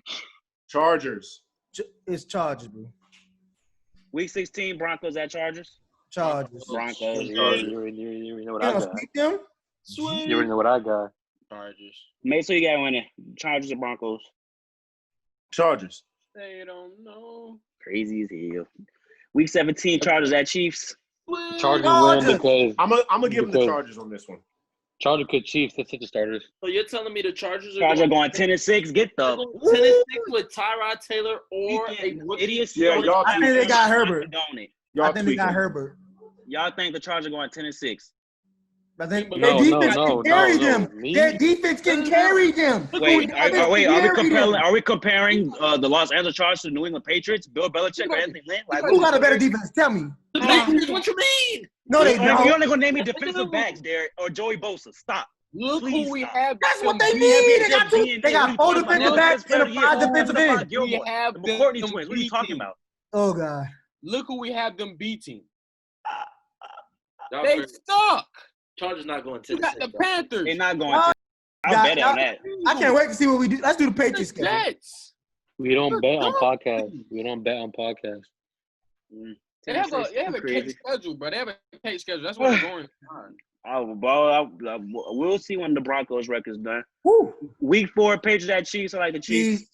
Chiefs. What about that Patriots defense? They can slow Mahomes down, right? Yeah, right. Yeah. Wait, the Chargers. You The can't slow Chargers Mahomes offense down. and the Chiefs offense. Y'all just sound stupid. Y'all want to keep going? I'll let you keep going. That sounds stupid. I- Wait, the Chargers offense is at the same level as the Chiefs? Just let me know. Just let me know. Better than the Patriots offense. I don't know. I don't know that. Who's the quarterback? Don't matter. Better than with the Patriots quarterback. How you Yeah. know? How you know? You never seen him? Tyrod, game manager? Like, stop. Oh, Tyrod's better than Jared Stidham. Please How you know? get me with that. How we know? I ain't What are you seen basing this off? Tyrod Taylor's played. That's What how are I you know. basing this off of? I haven't seen If Tyrod. we basing it off Jared Stidham not playing, neither is Justin Herbert. Justin Herbert more highly sought after than him. So you're not making sense. If you're gonna try to belittle me right. Cut. I got him. Still gonna be better than Burrow. What? No, there's some quarterbacks you know that can be better than others. What are you talking about? How we don't know Herbert gonna be better than Stidham? We haven't don't know seen that. Burrow play. But we know that Stidham might be better than Tyrod. I'm not understanding it. Stidham is technically in the same class as all these rookie quarterbacks. Who? Agreed. With him, he has no film, no. I got film on him. I can go pull up the film. Why do y'all on have him. Stidham being better than Justin Herbert or? You can go pull up. Film No, I on the think Patriots. Stidham could This be is why better you than don't Justin compare Herbert or people who don't have Tyrod to feel Taylor about in his Bill work. Belichick's system. There's not to be a better quarterback than, but in that Bill Belichick system, you can't. You can't do that. How can I not do that? You can't do that. How can I not do You that? can't do that. You can't do that. Can't do How that. can I not do I that? could They're in the see that. system. That's like me saying Teddy Bridgewater could be in Joe Brady's system, and that's the system he played in the last 2 years. So he's gonna be better than whoever. You gotta play. But Joe that's Brady not is what just we're saying. coming We're from not college, putting bro. nobody down. Joe Brady was with the Saints first. You think they run the same type of offense? Like all the same plays have been running? Every Vincent has the same offense they've been running? Oh my God! Can you look up Joe Brady and look similar. up what he did with Sean Payton? Similar. They're not gonna bring the same plays. That's back. what I'm saying. Like it's gonna be the exact same. Like no, that makes no sense. No playbook is exactly the same, but he put together the Saints playbook with Sean Payton. That's what He I'm put telling you. together. No, he was in the room helping. He did not help. He did not put it together by himself. He was. Like, what are you talking I about? didn't say by himself. I said with Sean Payton. Stop putting words in my mouth. Was he? Wait, he wasn't. Whoa, He wasn't his we right already hand man. finished friendly Pete talking. Carmichael, thank you. So he was just in the room absorbing knowledge. Oh God. Okay. Next. Thank you. Please Thank you. let Thank me you. be. What y'all Thank you. talking We about? gotta Thank you. Thank you. Don't argue me about my opinion if you're gonna try to just belittle I me. did argue. You can just keep going. You can go about your. Thank you. Thank Chiefs you. versus Bills. Thank I you. got Chiefs you. versus Bills on a Thursday night. I like the Bills. Chiefs. Chiefs. I like the Bills at home, bro. I like the Bills at home. I got the Bills. What is that? That's November? That's week 6, October 15th. October? Starting to get a little chilly. Give me the Bills. Oh, Mace. Bills. Chiefs. Might Babe. Chiefs. All right. Chiefs at Broncos. I like Broncos to win this matchup. Don't gotta ask me. Don't gotta ask me. What? I got the Broncos. What? Mace. I'm saying Chiefs every game. Yeah, like Chiefs. Chiefs at Jets at Chiefs. Chiefs. Come on. Broncos at Chiefs. Chiefs. Chiefs will win this matchup. I don't Don't know. gotta ask me. I don't know about them sweeping, bro. Chiefs, they're gonna sweep the Broncos. I'm gonna ask me. They got my boy. Chiefs have lost like 3 My games boy in the last 2 Drew. years, man. Y'all gotta recognize, bro. Got my boy Lock. The two we already gave them is fair enough. Maceo, you're wrong. But Chiefs. okay. 4 games. You're wrong. They lost 7. Next team. Chiefs and Dolphins. Chiefs. Chiefs. We got the Chiefs finishing 14-2, but due to the week 3 loss to the Ravens, they will be the 2 seed potentially. And last but not least, we have the Denver Broncos in the AFC West. Week 4 at Jets Thursday night. Broncos. Don't disrespect. Don't disrespect who? Oh, Like the he a Patriots. Broncos fan. He a Broncos fan. Bro. Wait, how change the cameras? How watch flight? Where you at? Huh? Look, we can put money on this. Broncos at Patriots. Broncos. Broncos. I'll put bread too. I Any got game that I want to put bread on, I I'm got with the it. Patriots. Hey, Who's I that? mean, might win that game. Coaching. We can talk about that, Fabe. We're gonna talk. Dolphins at Two Broncos. Virgils for any bet. This Two Virgils. is what I be saying, Mace. These are the same that argue me down that the Broncos gonna beat the Saints, but the Broncos about to have the same exact record as these, but they think the Chargers are gonna lose more games, and they think it's only 1 game behind the Chiefs. But I'm see, that's sorry. what I'm saying. This is the type of stuff I deal with on here. I'm What are you sorry. talking I'm voting about? every week. I'm sorry. What are you I talking saw, about? I saw, Crazy though. I saw That's crazy Drew though. for That's 400 crazy yards though. first start That's on the crazy. road. Though. That's crazy though. I got the Dolphins right here. Broncos. Broncos. Broncos. What are you talking about? I'm Tua? wondering what your point is, Derek. I'm trying to say, Yeah, I'm kind of confused. Y'all Let me talking hear about the Chiefs games and that I was picking against the Patriots, but y'all got these with the same record. Wait, or better. whoa. Who is Wait, I'm confused. What are you talking about? Nobody's arguing Chiefs versus Patriots. Nobody's arguing Chiefs versus Patriots. Chargers versus Patriots when it gets kind of crazy. Right, but I'm saying we'll see the whole division record. I just want you to realize what y'all do. No, y'all the one that's hyping up this damn AFC West like it's the best division in football. So we got the Broncos going 12-3, and we That's got what I'm trying to say because they got them beating teams they're not gonna beat, like the Saints and the Bucks. They're gonna be 1 and 2. They're not beating Yeah. the Saints and the Bucks. Bro. Broncos definitely not. Wait, they're not bro. beating the Bucks in Mile High where Brady is No, struggling Mile High. Like, what are you no. basing this off of? I'm just confused. Put your pitch stains down, bud. Hey, look, I don't see none of that. I don't We need can to. put bread. That means it's a good argument being had. I'm sweating. If I'm you look putting at my Brady- emotions into this. If you look Do at the Brady same. the last 6 years, No. So listen. he has there's no place he's had more trouble going on the road and winning. Okay, Like, so if we are Brady- providing facts. We why- are applying opinions. Why does Drew Brees lose there? I want to know. Just tell me. Drew Brees will not be the reason why they win. If the Saints do win, it will be because of that running game and defense. This will be Okay. this will be late in the year. You know the pass rush for the Broncos is going to be there. You just basing it off of credibility. Like, no, we're talking about Pass now. rush, we got the best top 5 O-line in the league. What they did against Minnesota. I'm just asking. They have Von One Miller. game, They one have- bad game. Why can't this be another bad game for them? Okay. Chiefs, Broncos, Bills. Look at them run. Run or just tired of talking. I got a question. No matter, you afraid of a little I'm not getting through, okay. so it don't matter. That's what. Yeah, Hey, your bro. opinion, your argument to be a little bit better than it. Hey, bro. Nah. Yo. What the Chiefs said? Scroll down a little bit. 14-2. So you telling me we finna have the goddamn Broncos as the same as the Chiefs damn near? The Chargers did it the other year, and That is nobody true. expected it. Okay. Broncos, week 15. Week 15, Bills at Broncos. Bills. Broncos. Bills. I like the Bills. Got to make up for them losses somewhere because they need more, huh? Okay. You really asking me? You really gonna ask me the question? Hey, like, I mean, you the one that's saying the 12-4? Chargers going 10-6. There, I mean, That's more believable than the Broncos going 12-4. not a quarterback. I agree with Derek. 12-4, bro. I don't see Hey, the look, Broncos look. 12-4, bro. Well, I don't see the revenge Chargers going season. 10-6. Like, what are we doing? Season. The 10-6 is more 20. feasible than 12-4, though. The 10-6 Broncos. is like, we almost went 9-7. We almost went 8-8. But we have seen throughout the past 3 years that the second-year quarterbacks have been elevating themselves to playoff stature. Correct. We see Lamar. We see Patrick How many games did you guys play last year? Played How 5, many 3-2. 5 games? You gonna put them on the same level as other people that play more than He 5? went for 400 yards and 3 TDs in his debut on the road. Against who? The Texans. Did. Ass. Next. What else? They were a playoff team. How are they ass? I'm just asking. What do you do the next game? Gosh. They're not ass. They don't got the best defense, but they're not I'm ass. saying the defense is more not. like it. They still have J.J. Watt, 2-time Defensive Player of the Year. Like they had Justin Reed. Like they got like their defense just nobodies. Like they're the trash. The Bengals. Like what are you saying? He put up 400 yards with Better. his receivers. His receivers weren't the best, are they? And they added Jerry Jeudy, KJ Hamler, Cortland Sutton, Phillip Lindsay, Melvin Gordon. How do we know they're going to be good? We never seen them play there before, and they're rookies. I saw Drew. Hey, look, man, look. Quarterback's receiver. You're Judy's a rookie. Hamlin's a rookie. We don't know what they're going to do. Quarterbacks are different than other positions on the field.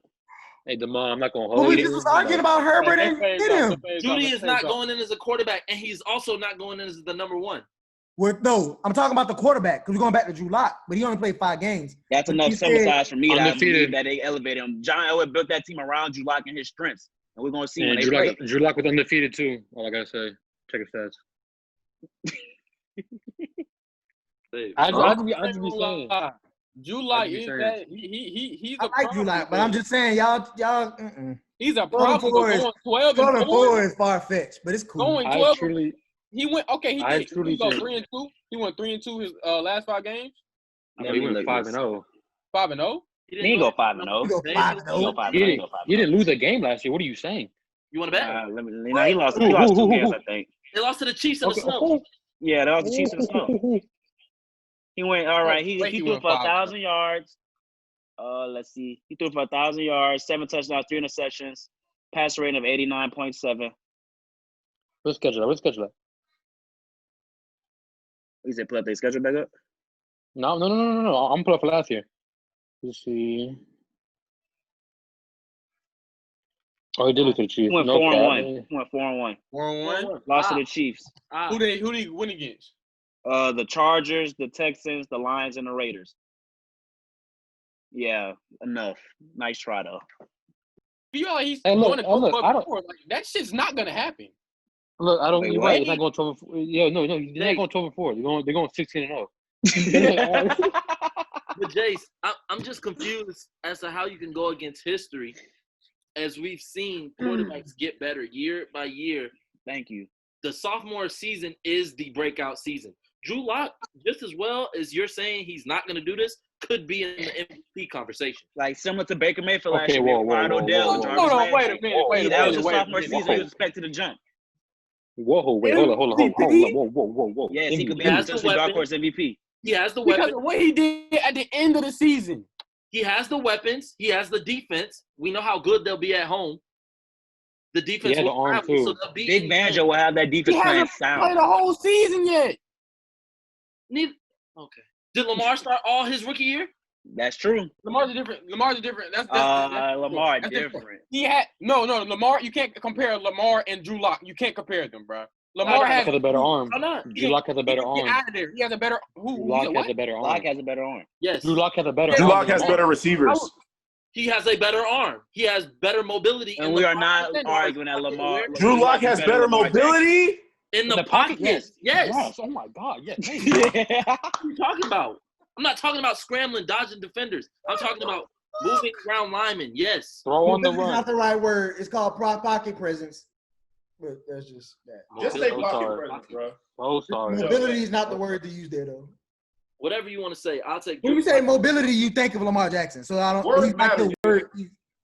So you telling me that Drew Lock is going to have a sophomore season like Lamar Jackson? There's a possibility. That's a potential. Yes, there's a potential that can Why happen. can you play on the potential? Y'all that like 4-1? How you can play on the potential of him, but I can't play on the potential of Herbert or Tyrod having a comeback? You can. I never said that. We never said you couldn't. We just arguing that. Like That's not like y'all doing with us. If you doing him like that too, you saying potential. For him. No, Steven's faster.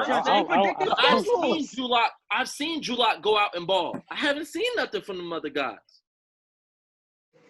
Fair enough. I mean, I feel better about this if I just didn't see these dudes beating. They got them beating. Look, I'm gonna tell you the teams they beat. You got them beating the Steelers. You got them beating the Chiefs. Oh no, they're not the Chiefs, right? Yeah, you got them. No, they didn't beat the Chiefs on here. Steelers, Saints, Bucks, and they split with LA. I can live with them split with LA. Okay, I just want to say the last 3 times Tom Brady has played in Denver, he has lost. Wait, where did he? Tom Brady might not play good in Denver, but this is a different team now. The defense gonna play good. doesn't Like, change. are we It betting on doesn't the change. Bucks defense to be productive this season? I know they got No, Shaq first- Barrett, but like what that Are we secondary betting on talking the about? Are we betting on the Bucks O-line to protect Brady? I know they had the against rookie, but Miller? one rookie I don't think defend the the Bucks- foundation. Brady gets This Bucks exposed this year. team is Betting on the more Broncos equipped a than the lot? Patriots team, but I'm not betting my top dollar on Brady at this age. I'm just saying this is No, probably look, I'm just saying this. best team I'm he's just been saying on. this. Ready? I The time he plays And gonna the be cold. receivers he got, It's none crazy. of the DBs over there could mess with none of his receivers. Neither one of the two. None of the O-line can mess with our DNs, and I put money on that too. Mm, Von Miller is the only player in history to pick off and sack Tom What Brady you in the gonna same say, game. Derek? no. I'm talking about the receiver. But why are you not talking about the fact that Mike Evans can't be guarded by nobody on that team? Why is that Okay, not how being brought about- up? How about this? I'll up you. No DB on the Bucks can guard the receivers we have. No nickel, no linebacker can guard Jerry Judy in the slot. I put money on that too. No, sir. Who? Jerry Judy, his route running is NFL caliber from Another freshman year. rookie. We don't know what he's gonna do. No, y'all I are said, y'all look, not no, y'all no, treating no. receivers like Whoa, quarterbacks. whoa, Receivers whoa, game whoa, translate whoa, easily I'm to trying to like whoa, quarterback. whoa. argument. We are for going Hey, off look, bro. that speculation. doesn't connect. No, look. He just You're right. I frustrated feel me. you. We're going I off feel you. speculation for Look. 2 people. You're right. I feel you. If you're so passionate, we can put bread on it. That's all we got to do. We can put that bread. Hey, look, Fave, you don't know me, bro. But look, I have We can no put 2 problem Virgils. putting bread on anything. I swear to God. 2 Virgils. 2 Virgils on it. We can put 3. It doesn't matter. Bro, like, 4. That boy, We going all right, off man, Blue enough, Lock enough. and Let's do Hey, AFC let's East. do this. Let's do this. Are we doing the AFC South? East. AFC East. This is the last division. Oh, bet. Yeah, let's get to that. Okay, the Jets, week 1. Bills, I ain't gonna lie to you, bro. We could definitely go like 1-15 for this team. If Jamal leaves, I'm not even gonna lie to you. Bills, Week Bills, 7, Bills at Jets. Bills, right? Bills, Bills, Week 9, Patriots at Jets. I like Pats, Patriots. Patriots, Jets at Dolphins. I like the. Dolphins. Jets. they Dolphins, split with the. I feel like. I Dolphins, think they were split. I like. Dolphins, I like Dolphins. Dolphins before bye and then the Jets after bye. I like the Dolphins both times. All right, week Oh, 12, Jets, jeez. Dolphins at Jets off the ball. Both teams off the ball. I'll Dolphins, give him the I see him Jets. split. I'll give him the Jets. So Dolphins. I don't see them splitting. They're gonna beat the Patriots. They're not gonna beat. Yeah, They're not gonna beat the They Dolphins. beat the Patriots every year. They're gonna beat the Patriots. They're Who not beat the beating Patriots every year? They beat them at least once every year, bro. No, they don't. Or But every- you think about the Dolphins. That's the It's Dolphins something that like do that. that. They beat them once every other year or something like that. I don't know. Sands ought to be seeing ghosts. So like I don't know. Like he just I be seeing ghosts. he was seeing ghosts last time they played. All right, the Dolphins. Week 1 at the Patriots. Wait, Dolphins. quick question: When is Tua expected to play? Like what week? That's what they're back? trying to figure out right now. Nobody knows. Yeah, I don't think even if Tua play, they win this game, the first one. yeah, I got the Patriots in the opener. I got Dolphins that one. It'll be interesting to see if the Patriots win their opener and the Bucks. You on mute, Mace? Narrative will be. Tua gonna show y'all, bro. That's all I've been saying. I've been saying that. No, like I like Tua. I just know when is he expected to play. I know he's not. I know Even he's if not he plays projected. every game, the games they've lost already are games they will probably. Question: what exactly is Tua gonna show me? Jags over Dolphins. Maceo? That was Derek. No, it was not That just was me. Derek. That was not just me, but I could back it up. Gardner Minshew, the same thing y'all say about July. Gardner Minshew established. Leonard Fournette established. DJ Clark established. Wait, Gardner Minshew established? Gardner Minshew did the same thing July did. No, he did not. He did not. No, He he did played more not. games on the worst team. Oh my God, shut up. Well, games on the worst team, on a team that's self-destructing, a team where the running back don't want to be there. Their best player just left. And they want to get rid of Yannick Ngakoue. Stop playing with me and trying to make me look stupid. That's the worst You team. look stupid And he on had to your play. No, you look stupid. No, No, you look Minshew is stupid. not The in worst my- team, and No, he The did. Jaguars didn't have a solid better with a worse offensive roster team. than the Broncos last year. He did solid with a worst. What? The say? Jaguars roster offensively was What? better than the Broncos. I said they was on a worse team. Are you listening? Stop yelling. I said he was on a worse team and did good enough with a worse team. Leonard Fournette, I said, don't want to be there. Had him. Their best player, Jalen Ramsey, is gone now. He did what he had to do with a worse team than Drew Lock. No, Yes, he did. Drew Yes, he Lock did. went 4-1. Yes, he did. And then he's playing the Dolphins. And this was when I say Tua might not be starting. But even if Tua do down start, I still got them beating him. Shit. And what? Shit. Listen. Yeah. I understand Drew Lock. Drew Lock has a I can't gas one person and then come out here and try to discredit somebody else. Wait, But how are you? You're not providing us Minshew facts. He has not had a his win-loss record is not above. He has more losses than wins. Like, what are you talking about? Drew has a lot of potential. He does. But we cannot just go off that 4-1 record, bro. We just can't. Then what do we go off then? Nothing. You can't. You can't go off on nothing. You can't. This is the beginning of a season. A 16-game season. He played okay, 2019 stats, 21 touchdowns, 6 picks, 3,271 yards. Is that good enough for you? Can I hear his win-loss record? A worse team. Say it with me. Worse team. 21 touchdowns and 6 picks. Bad? He is better Are than you going to say that's bad? Drew Lock went in and elevated his team, and they won. We don't say that's bad. And his win-loss record is 2-3. That's beneath. Not all the games. Hold up, my bad. That's beneath 500. That boy Jay said based off of nothing. Like, what are you talking about? Bro, I'm just confused on where the Drew Lock. 4-1. So Lamar Jackson. So last season you would have said the Ravens not gonna win because his sample size wasn't good enough. We need to see more. And 14-2 or whatever they was predicted, that was too unrealistic. Lamar's win record rookie season and Drew Lock. Win-loss record is rookie season. Like, what's the difference? Wait, I can't understand. Say that again. Jace, when he's asking you. So Lamar did not start his rookie year. Joe Flacco started. Right. When he came in, he elevated their play. They were able to make a playoff run. Drew Lock didn't do that. He didn't come in. He came in too late for them to have a playoff push, but he went 4-1. That is true. So what we're saying is he elevated his team's play. We believe that he's going to take a step in his sophomore season. He went 6-8, FYI. That's a again. fun fact for you. Right. Gardner went 6-8. But Lamar Jackson is the MVP of our league. The year after. They're not saying that, Jake. They're talking about how he would have been perceived at the end of last season. Yeah. He should have started the whole season. We're talking about after his rookie year, coming into his second season. Nobody thought that Lamar and that team were going to win 14 games with the number 1 seed in the AFC. He won an MVP. We're saying that Lock can do a similar thing with the Broncos this season coming up.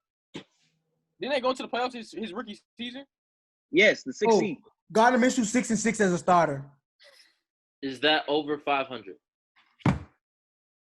Y'all, it's like y'all like pissing this dude off. I'm asking. 21 touchdowns, 6 picks. That's such a troll He played 14 games. He started 12, and he threw 21 touchdowns and 6 picks. So he went 6-6 on a worse team than Drew Lock. Drew Lock went 4-1. I'll give him that. But his team was already better than the Jags. So he walked into a better situation with or without. Whether he started at the beginning or at the end of the season, he walked into a better situation. So I'm not understanding. I understand you're giving us the stats and the numbers, but I can tell you the moments. I sat there and watched them play the Texans in London, and he threw 5 interceptions. I also watched them play. That's okay. Then let me pull that up. Because how did he have 5 interceptions in one game and he only threw 6 picks? Well, let's look at it. His shoe magic. Shoe magic. Man. That boy's on the road. Well, why don't boys look that up? Who won in week 1? Dolphins. It won't take me long because it's right here. Patriots. I like the Patriots. Demond said the Patriots. Mace, who you got winning? Dolphins. He never, at any point in his career, he never threw more than 2 picks in one game. So I don't know where you got that from. Patriots. All right. Bills at Dolphins. Boy, the Bills. I like the Bills. I like the Bills, yeah. I like the Bills as well. Demond. Bills. Dolphins. All right. Wait, what was the vote on the Patriots? Because I said Dolphins for the week 1. 4 people said Patriots. Cool. I'm just making sure. Week 15, Patriots at Dolphins. I like the Dolphins. Dolphins. And week 17, Dolphins at Bills. I'd say the Dolphins. I say Dolphins because Bills say starters. Why would the Bills be sitting those starters at 10-6? Well, they might because they might be locked in at their playoffs. Bengals over Dolphins. Right. You said Joe Burrow over Tua? Yeah, back to back. that was Derek. I said it too. I will bet money. I will bet if Tua's playing. I will bet money on that game. I'll do it too. That bruiser, December, January, December. That is December game. Hold on. That's coming. Y'all never got destroyed by Tua, bro. Y'all didn't see what Virgils. We did get destroyed by Tua. In college. We did get destroyed by Tua.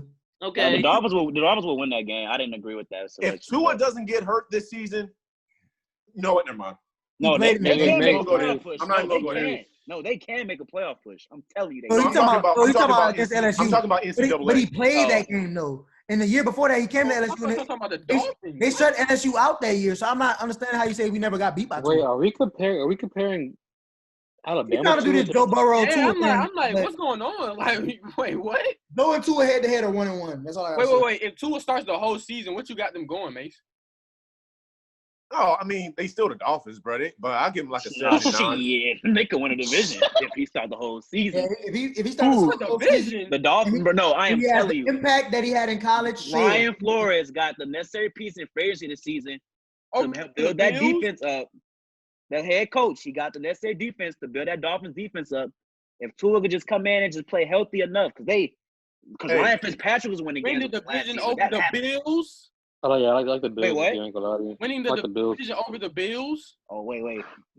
Let's not act like the Bills are just known for winning this division. Like somebody didn't dominate for 20 seasons. Bro, It's up in the air. This is the best chance for the Dolphins to win it. Killing them is gone now. The Dolphins, Bruiser. What are you talking about? What do you mean what I'm talking about? The Bills. You're saying the Bills.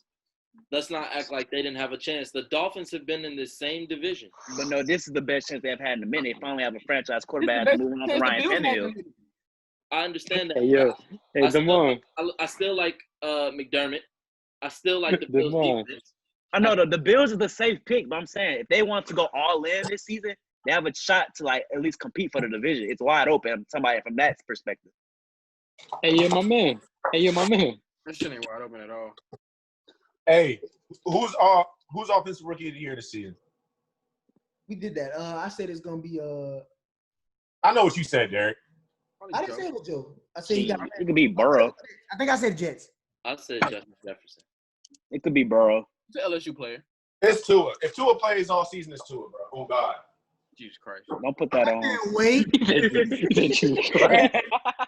I can't wait till you see that. In college, he didn't really play many NFL ready defenses, except maybe 2 at a time. I mean, I know that, but in college, you're only gonna play 5 or 6 good teams. I'm saying He had the best receiver core in NFL ready football. Played was that. Oh, who's talking about Tua? That's true. Yeah. The last receiving core.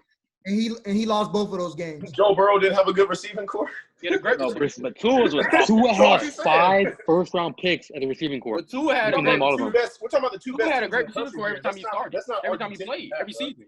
I think LSU got the best receiver, but Bama got the better core. Period. Even with now, No, they have 4 or 5. Devontae first-round Smith is receivers. still there. He's good. They had Ruggs, Jalen Waddle will be a first-round receiver. and they got another dude there that's Waddle. Waddle's good too. Jalen Waddle. Waddle's good too. Yeah, Tua had a boatload of talent. Like, And then his Every first time- season, did he have Ridley? He had Calvin Ridley, huh? Yeah. nah, he didn't play really, I don't Yeah. think. Yes, he Yeah, he did. did. His freshman year? Yeah. Okay. Freshman and sophomore. It was Calvin Ridley. Okay. The Patriots, week 8, they visit the Bills. Patriots. Oh, Bills. I like Bills. the Bills. Bills. Split. Monday night, Bills versus Patriots. Patriots. Give it to the Bills again, honestly. To me. Yeah, I got Bills. I go Bills. All right, we got the Patriots finishing 4-12, and we have the Bills winning this division with a landslide at 12-4. I could live with that. I like that. And the AFC conference playoff prediction would be number 1 seed the Ravens at 14-2, number 2 seed the Chiefs at 14-2, number 3 seed Bills at 12-4, the Colts the 4th seed at 10-6, the 3 wild card teams would be the Browns at 12-4, the Broncos at 12-4, and the Chargers at 10-6. The first 2 teams out are the Steelers at 10-6 and the Titans at 9-7. It's time we start a dialogue, okay? Too many 12-win seasons. It's not but it's feasible now. Like it's a real possibility with this 17. 12 wins? I'm saying a real possibility that teams can. I don't think this many teams are winning 12 games. I think we have the right division winners. I think. Yeah, that could be. Yeah, I agree. I think the problem, and I don't have a problem with the 5th or the 6th. I have a big problem. I have a problem with the Big 7th. problem with the 5th. 7th. How am I supposed to read I them? got a big problem with that 5th spot, man. That 7th and 6th spot, I ain't gonna count. The Broncos, I don't know. So actually, 6 through 9 is a toss-up. But I think them 6 through 9 teams are the teams that's gonna battle.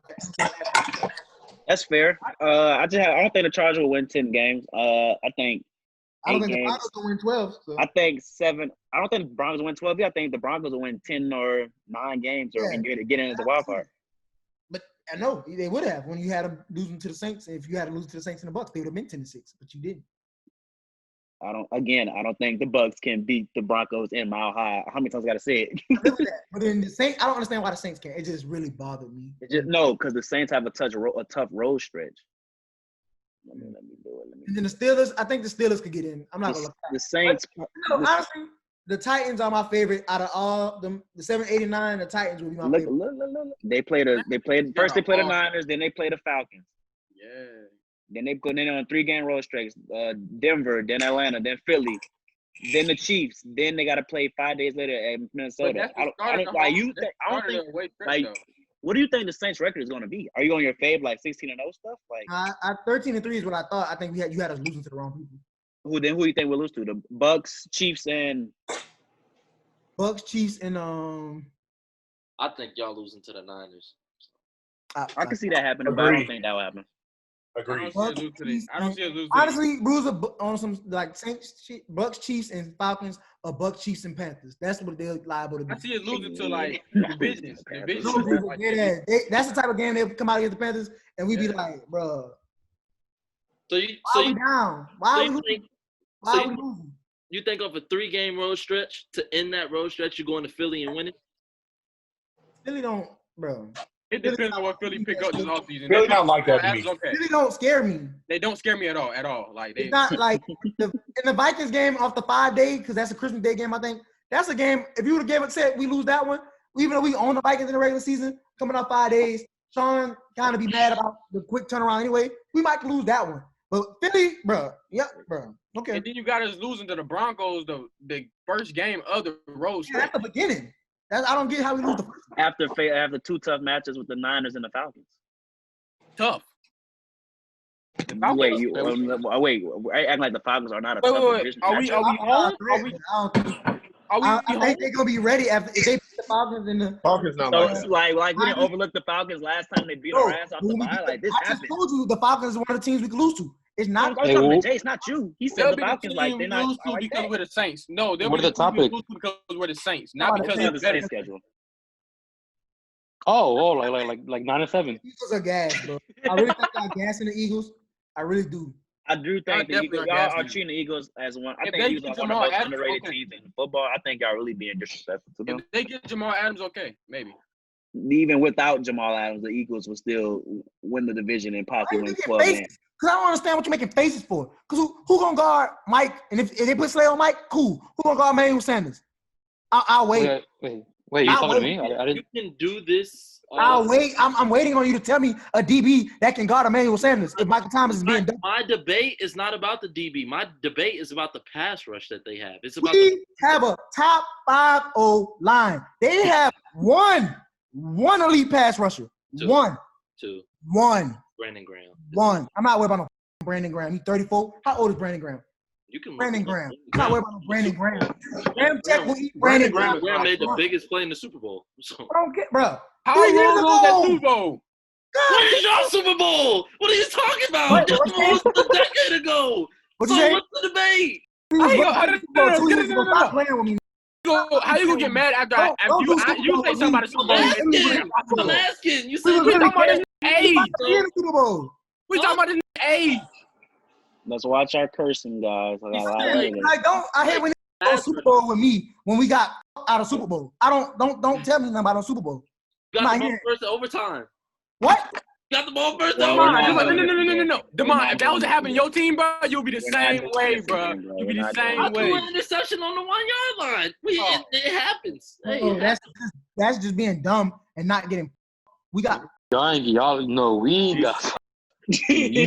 I'm saying throwing the ball on the 1-yard line compared to a blatant. We had the worst no call of all time. 48-3. What are you? On the sideline, right in front of the He talking about when the Seahawks beat the Broncos. Y'all gotta stop projecting, bro. Like I know y'all hurt me. Y'all gotta stop projecting, bro. Y'all forgetting the. You compare a 1-yard line, a play his coach called versus a no call. It's not the Bro, same. we didn't need we could use any call we could have got. We still would have lost. I'm talking 40 about, points. I'm talking about mine. I don't even know what you're talking about with the Broncos. When they lost That's like 40-3, but it's dead like get he away also with won the murder. first Super Bowl when they beat the Broncos when Peyton on the first play, safety. Yeah, you don't remember it was so forgotten so horrendously that like you remember that? It's all good. I try to forget sometimes too. We set the tone. That's what we did. Man, 32 years old, bro. I like. Hey, man, I appreciate the football dialogue. We're gonna shift gears real quick to basketball real quick. We talked about the NBA Civil War. He's going to get his jersey. We talked about the NBA Civil War last week with Kyrie leading not trying to play campaign with him and Avery Bradley, Dwight Howard, and others. And this week, there was a report, and they said it wasn't true or not, but they said Kyrie talked about a black-owned league. I just want to get you guys' thoughts on that. I thought that idea was dope. I just didn't think how it would be. Would it have to be like black owners? Like they would have to find a potential investors to invest into the league. I just wanted to get you guys' thoughts on it. Should the NBA come back one? And what if a black-owned league were to occur if players were decided to defect from the NBA? Let me be 100% honest. Sure. It wouldn't work with it. There's not gonna be a black-owned league because if it was, then folks would go to HBCUs and do what they got to do there. But we're not gonna do that. So We talked about that last week too. Yeah. it's not. It's a good idea. It's a great idea. It'll be amazing. We probably make more money than the NBA, but it's not gonna happen. You said what, Bruiser? You said something about the black basketball league, and then what else was the other question? And Do I think they're coming back? Yeah, with all the COVID cases going up in Orlando, especially. I ain't gonna cap. I don't even care no more. Ooh, I just want them to At this point, bro, it's whatever. If they do, they do. If they don't, they don't. I feel like we've been waiting so long, and they finally got something good, and then all this stuff going on, which I get. So it's like I can see both sides, but personally, bro, if they don't want to play, bro, then okay, so be it. They should just have all the players vote, unlike the NFL when they had to make their players vote, and only 650 people voted or something like that. Everybody didn't vote for their the thing they did. I forgot what it was for, but CBA. yeah, for the CBA. So like, bro, closed mouths don't get fed, and I bet with all this stuff going on now, I bet they wish they voted. Yeah. He should have. Now with this, bro, if they have it, they have it. If they don't, they don't. I honestly, bro, the only reason I want them to come back is so I can see LeBron get a ring. Other than that, I don't care. If the Lakers were to lose first round, I'd probably stop watching every day, to be honest. So, No cap. not gonna lie. I ain't gonna lie to you, bro. I don't think in all seriousness, I don't think we have the capital to have a black-owned league, honestly. You don't think they could get like black investors, Diddy, Jay-Z, 50 Cent? That's still They don't not enough. have that type of money. They don't got No, that. We bro, don't have that type of money. What's his name? The man that Well, all the loans at Morehouse. I think it's Robert Smith. Yeah. or But I'm something. saying, I think y'all thinking about it as like in terms of NBA level. Of course, you'll have to start from the ground up, similar to the XFL and the The AAF. thing is, though, but you're getting NBA talent. You're talking about people who are. I mean, I didn't know until after the podcast that Kyrie Irving was the vice president of the NBA. Yeah, he one of the 7 vice presidents. Yeah, I didn't even know that. So you're talking about these NBA talent, right? And then eventually people are going to want to see them play, right? But then you need NBA type conditions. I mean, I don't think we're going to give enough credit for what the NBA. The NBA is the best league, longest player-wise taken care of. It's going to take care of the players better than any league that we have out now. So I think just the capital we don't have for it. And for the NBA coming back, I don't see it coming back. I truly don't want it to come back. I feel like it's going to be a bunch of semi-pro league playing. I mean, there's a lot of people on rust. I mean, have you ever seen LeBron lately? How he looks? He looks horrible. LeBron looks horrible right now. His hat, man. Let my boy be. He looks horrible right now. He'll give you 30, 10, The first, I don't care. the first thing they need now was a barbershop to open in Orlando and just have them cut all NBA players. But no, I honestly think we don't have the capital to do it. I think it's a great idea. I remember there was talks maybe like 6-7 years ago that Diddy, Jay-Z, and I think Dre wanted to buy a team. I'm not sure if that it never happened, but I know there was talks about it. It was the Panthers, and then Steph Curry. Yeah, they were trying to buy the Panthers. Yeah, Curry trying like you see how it takes so many people to You know buy what I'm saying?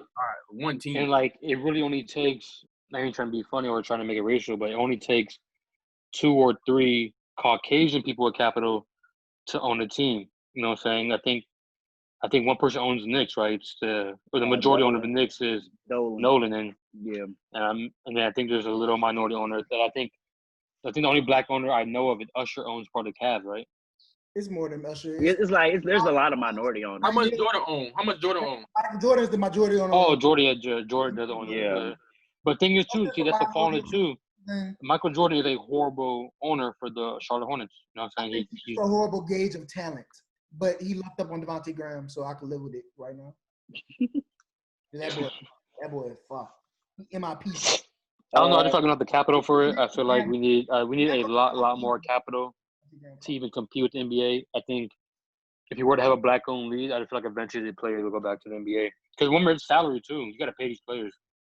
You have to pay these players. That was one of the issues I had with Kyrie's statements. And speaking of Kyrie, because Kyrie's contract is not a cheap contract at all. Yeah, he got $33 million this year.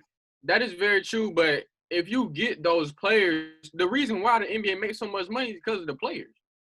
Like without the players, they would. If you have LeBron, James Harden, Kyrie, Draymond, like basically every superstar from each team, because most but African American.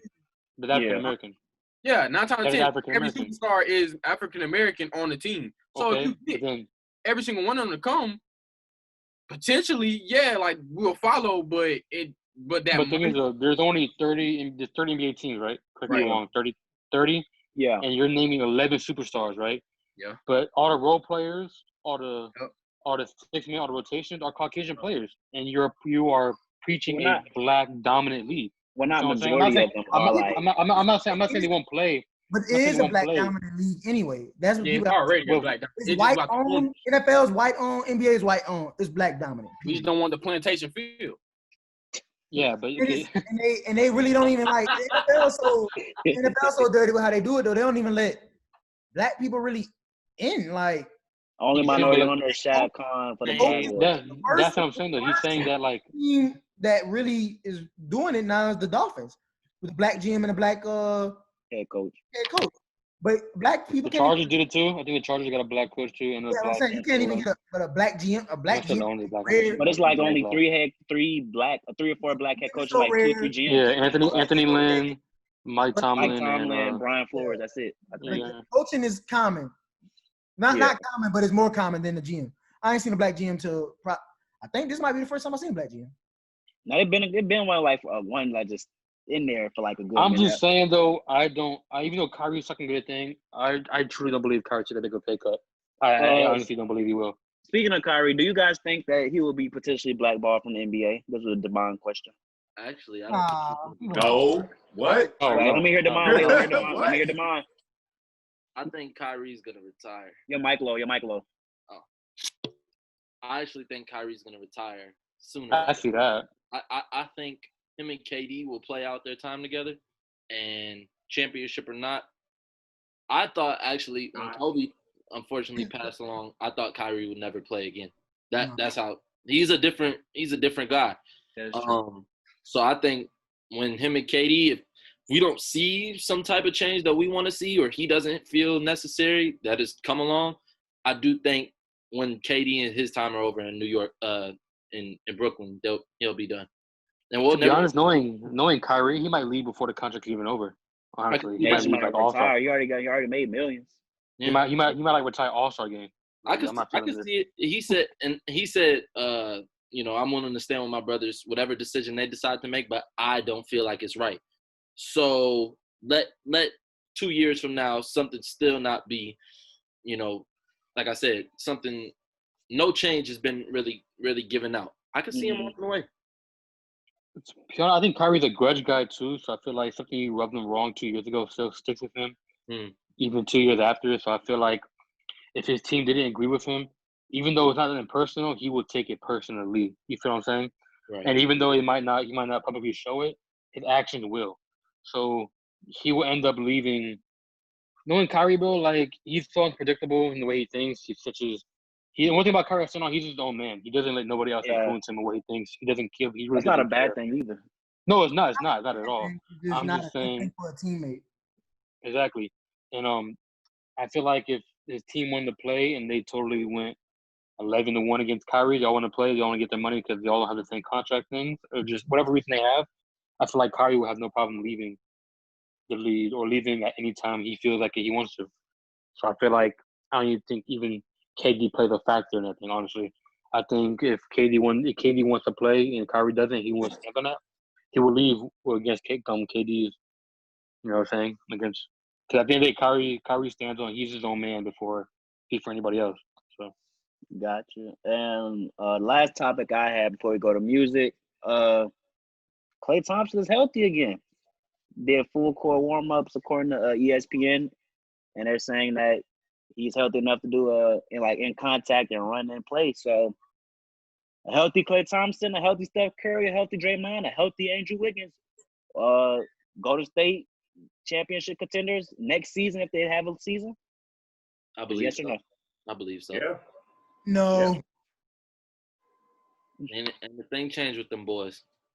No. Time is up. Everybody's adjusting now. I think that championship window is closed. As Even long with as the Curry is still pulling that, as long as he's still pulling it from They'll deep, win games and they'll make the I odds. think they'll make the odds. I just think that championship window is done. they still got Steve Kerr as the head coach. But it's too much talent in the West now. They got Kawhi, Paul George. They're built to last. I feel And, what you're saying. But like for me, the NBA is so different from the NFL in terms of one chain reaction setting off everything. Years ago, you could look to the Ray Allen shot and what that did to the Heat. I think, in my opinion, the biggest shot that I've ever from the standpoint of understanding basketball, Kyrie's shot is the biggest shot because you never know what happens if he doesn't hit that shot. what are you saying? Like, what are you saying? Like, well, Joe. what is Dom? Like, what are you? Look at everything that caused the chain reaction of Kyrie's shot. If Kyrie doesn't make that shot, He KD still leaves. He still asks for a trade. He goes somewhere else. If Ray Allen doesn't make that shot, that's it for that whole three-peat that Tim they Duncan would have won. What Tim didn't- Duncan would have won 6-6? 6-0. He would have been Yeah, he went 6-0. 6-0 in the finals. He would have been like Jordan if Ray Allen missed that shot. Oh no, that's what I'm saying. Like for me, from my standpoint of understanding basketball, it took me to understand everything that was going on, and I understand it at a bigger level. It's true. One chain reaction. Right. So that's all I'm saying. What's it called? Kawhi Leonard stopped the first three-peat. I didn't even know that. I knew that. I didn't know Yeah. that. That's when he was with the Spurs. You know that? Huh? He was with the Spurs. You know that? I just didn't think. I didn't even Oh, think yeah. of that. But He won MVP. He won MVP of that. Yeah, he won the MVP in that finals Your too. basketball knowledge has grown. That's my point that I'm making. You feel but me? what I was gonna say is about the Warriors is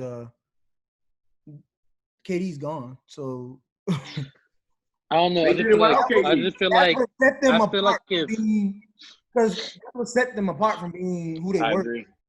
When they didn't have KD, they were beatable then.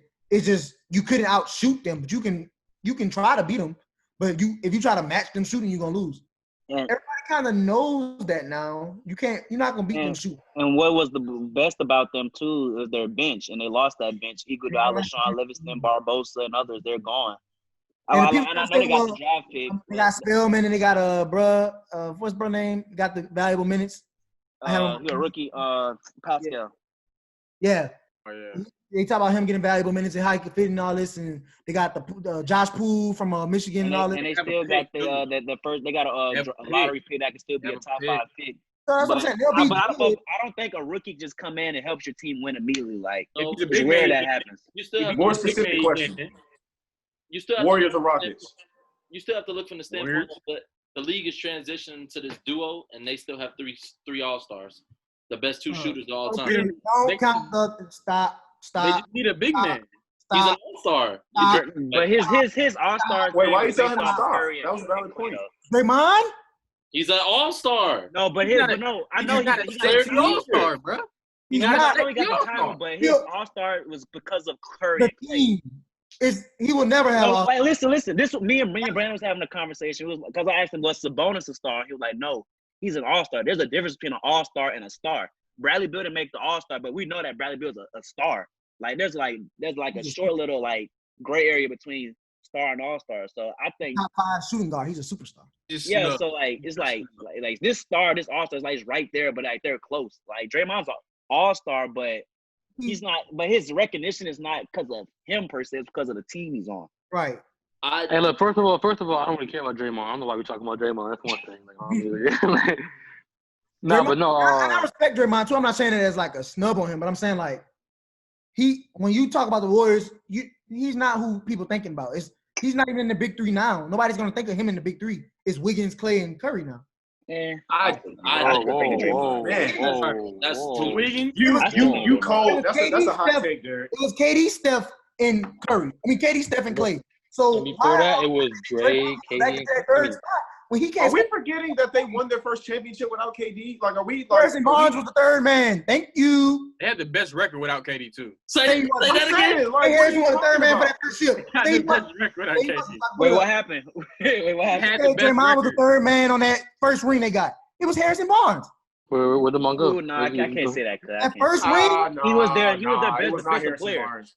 I think you don't like Draymond, he Draymond. could guard 1 through 5 on No, the death it's not line. about. I respect defensive players, but how can you sit here and say he's the third best of a You big led the team in assists. No. Mason You led the team in assists. That That don't assist matters. Off screens, Mace. He just dished it to the man coming out the That- screen. Assists but is that an still assist, counts. bro. Just like with Russell Westbrook, a rebound is a rebound. I don't like it, but it's Hey. Draymond I don't like does it, but it's stuff facts. that I don't does like not it, but get it's D'Angelo Russell was there. Was D'Angelo Russell the third man in that big three? You got a triple double off not with points. Whoa, wait. Was D'Angelo Russell the third man in that big three when he was there? With the Rockets? Yes, right. In the Warriors? If the Clay and Curry was playing, they had D-Lo then. Who was the third man in that big three? Draymond or D-Lo? Wasn't somebody hurt when they had D'Lo? Clay was hurt. Virgil, bro. Virgil, bro. I forgot D'Lo even played for They the traded him. Yeah. They signed him and then traded him. They would have kept him. And that's the team they have. Who's the big three? That'd been a We weird would have had to ass seen it, bro. Oh no, but you ain't seen Wiggins yet, so how you gotta see it for him? They signed D'Lo just because Clay was hurt. I'm saying. They signed him for 4 We years. knew everybody knew he was getting traded when they I signed knew him. he was getting traded. Yeah, Yeah, and the reports came out he was getting traded. So, yeah, it was in the air the whole season. Draymond is not better than Andrew Wiggins as a basketball player. I'm sorry, so I don't understand how he can. Andrew Wiggins is a very mediocre player. He is, but he's better than That's true what you're saying. Nah, I don't really. I take, better than Draymond Green. yes, that's true, better but than Draymond Green. on the Warriors team, He's a downgrade on defense and he's a downgrade on passing. That is it. on the Warriors team, Draymond is so much more Defense valuable. is half of basketball. Draymond does stuff that does not show up. Wait, Impact. quick question. Does replacing Andrew Wiggins even want to play basketball though? Like that's a real question. Does he even want to play basketball? Exactly. Does he even want to play basketball? Who's replacing him? Say that again. Draymond gonna replace that? Cut. Think about this, bro. You got Curry at the 1, Clay at the 2, Andrew Wiggins at the 3, Draymond at 4, and then they get Obi Toppin or James Wiseman. You want Bro, Wiseman. like that's a contender. I don't even know, bro. To me, Andrew Wiggins is just a more athletic Harrison Barnes. He is. He is. Yeah, that's it. He is. For being, Wait. honestly. Demond, what are you saying? I couldn't hear you. They were talking I over was you. saying Draymond does stuff that shows up on the that doesn't show up on the stat sheet. He has one of the game's highest IQs. He's everywhere on the floor. He's an amazing defensive force. That's not something you can just overlook. He makes them on the defensive end of the floor, and he makes them a better unit. The high fives, all that, the chemistry. Not to mention, he does hit a couple threes too. He does get up there and pop a couple Being threes. being an emotional leader does not equal to like a contribution as a three, bro. Championship team that does matter. He can be the spark that gets them hype, but he's not doing anything. So Dennis Rodman didn't do anything for the Bulls? You don't watch the same Warriors we watch, bro. I do. Okay, well. So Dennis Rodman didn't do anything for the Bulls? Dennis Rodman got rebounds.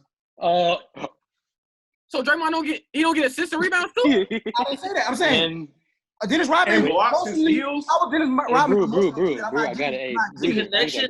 The connection. Draymond don't guard 1 through 5. The Like, come on now. Dennis Rodman. Guys, I got it. This is episode 64 today. I'm here with. What'd you say? Anthony Davis. Bro, Yes, he can guard Anthony Davis. Clay is guarding the hardest person to me. When we say 1 through I 5, feel like night out and night in and night out, Clay be guarding the hardest person to be guarding. That's Yeah, the ball handler. wait, say that again? the hardest ball Clay handler, be yeah. guarding the hardest person to guard. No, they have Clay. Clay can do that, but if they switch them on, Draymond can do They that. can't as well. guard 1 through 5. No, I know. No, he said the hardest Clay perimeter guarding guard. the hardest person. Oh yeah, perimeter. Yeah, Clay got that. I have a question for Derek. So the first Warriors championship team, if you take out Draymond Green and add Andrew Wiggins to that team, do they still win that championship? Bronze. No. You said you don't like doing that, Mace. So don't He do can't it. hear me? He You said heard you you. like doing what ifs. Don't do it with me. What'd you say? You said you don't like doing what ifs. Okay, so is the answer yes or no? You ain't gonna answer? I gotta go look at his impact. I don't think Draymond had more than 9 points a game. But points don't. We haven't been talking about points. His value doesn't lie with his scoring potential. That's not where his value lies with literally everything this else. conversation started from him saying he's in the big three and he's an all-star. I disagree. And Let's think about this. Let's think about this. I don't think Kyrie wasn't there for the whole series, was he? You know, he was, after game 1, he was done. And then Kevin Love, was he there for the whole series? No. He wouldn't drop off. He got injured against the Celtics. I know that's why that ring is like it looks kind of funny, but you can't take it away from him at the end of the day. I mean, I can. I don't like him. I'll take it away from him if I want to. Because if Kyrie there and Kevin Love there, they don't win that ring. I agree with that statement. But yeah, that's all like my sports topics. Cause you go to music. Wow. Damn, what a abrupt segue. Now, when they were 73-9. And when Draymond, we're done. was on, yes, it's music. No. I got it. If Draymond doesn't get suspended for that one game, exactly. The Warriors win that championship. They win that series. I agree. And then Iggy won the Finals MVP. No. He won that because of the last game. Did y'all hear J. Cole's? That's all I need. He won that because of the last game of the series. It's somebody else that was there. I'm like, who was it? It was Iggy. He won that because of the last game of the series. I'm very good now because I know he was never really that big three. He might be the one on the side of the building because he got. So you saying Iggy was part of the big three? They drafted all 3 of them, so he might be the one they try to promote. Iggy didn't even start, bro. Iggy didn't even start. But no, he was never the big three. So you saying that Iggy was a part of the big three?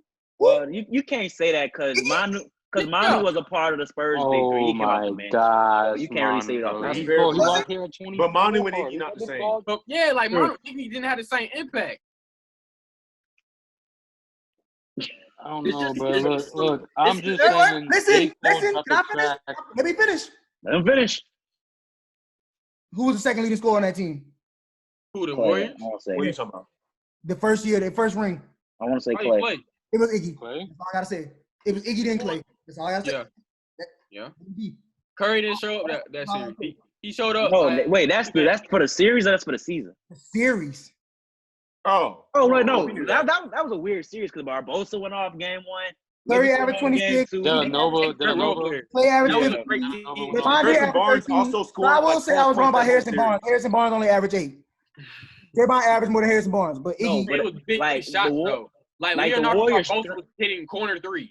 Like the Warriors strength is their bench. 5 points a game. Like, but he was hitting big shots. Barbosa dropped 20 and Livingston dropped 20 another night. Like their strength is in their bench. I remember that's why they were so good. That's why I don't think their motto was literally strength in numbers. Their motto was literally strength in numbers. Yeah.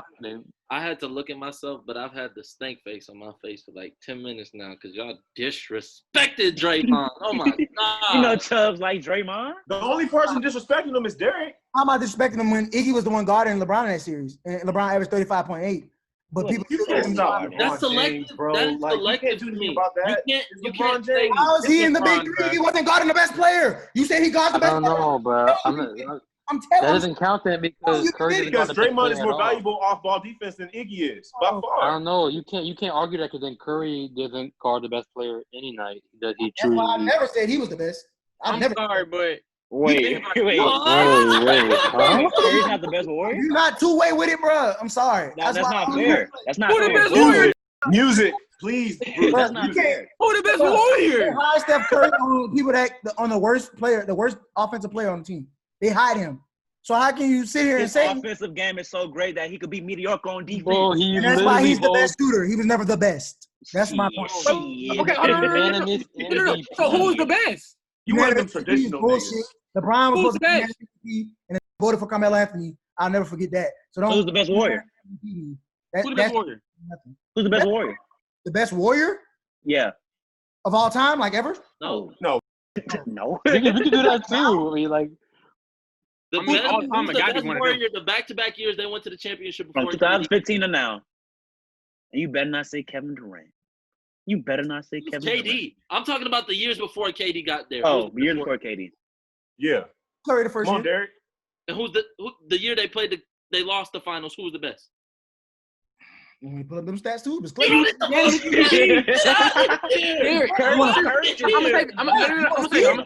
get out of here.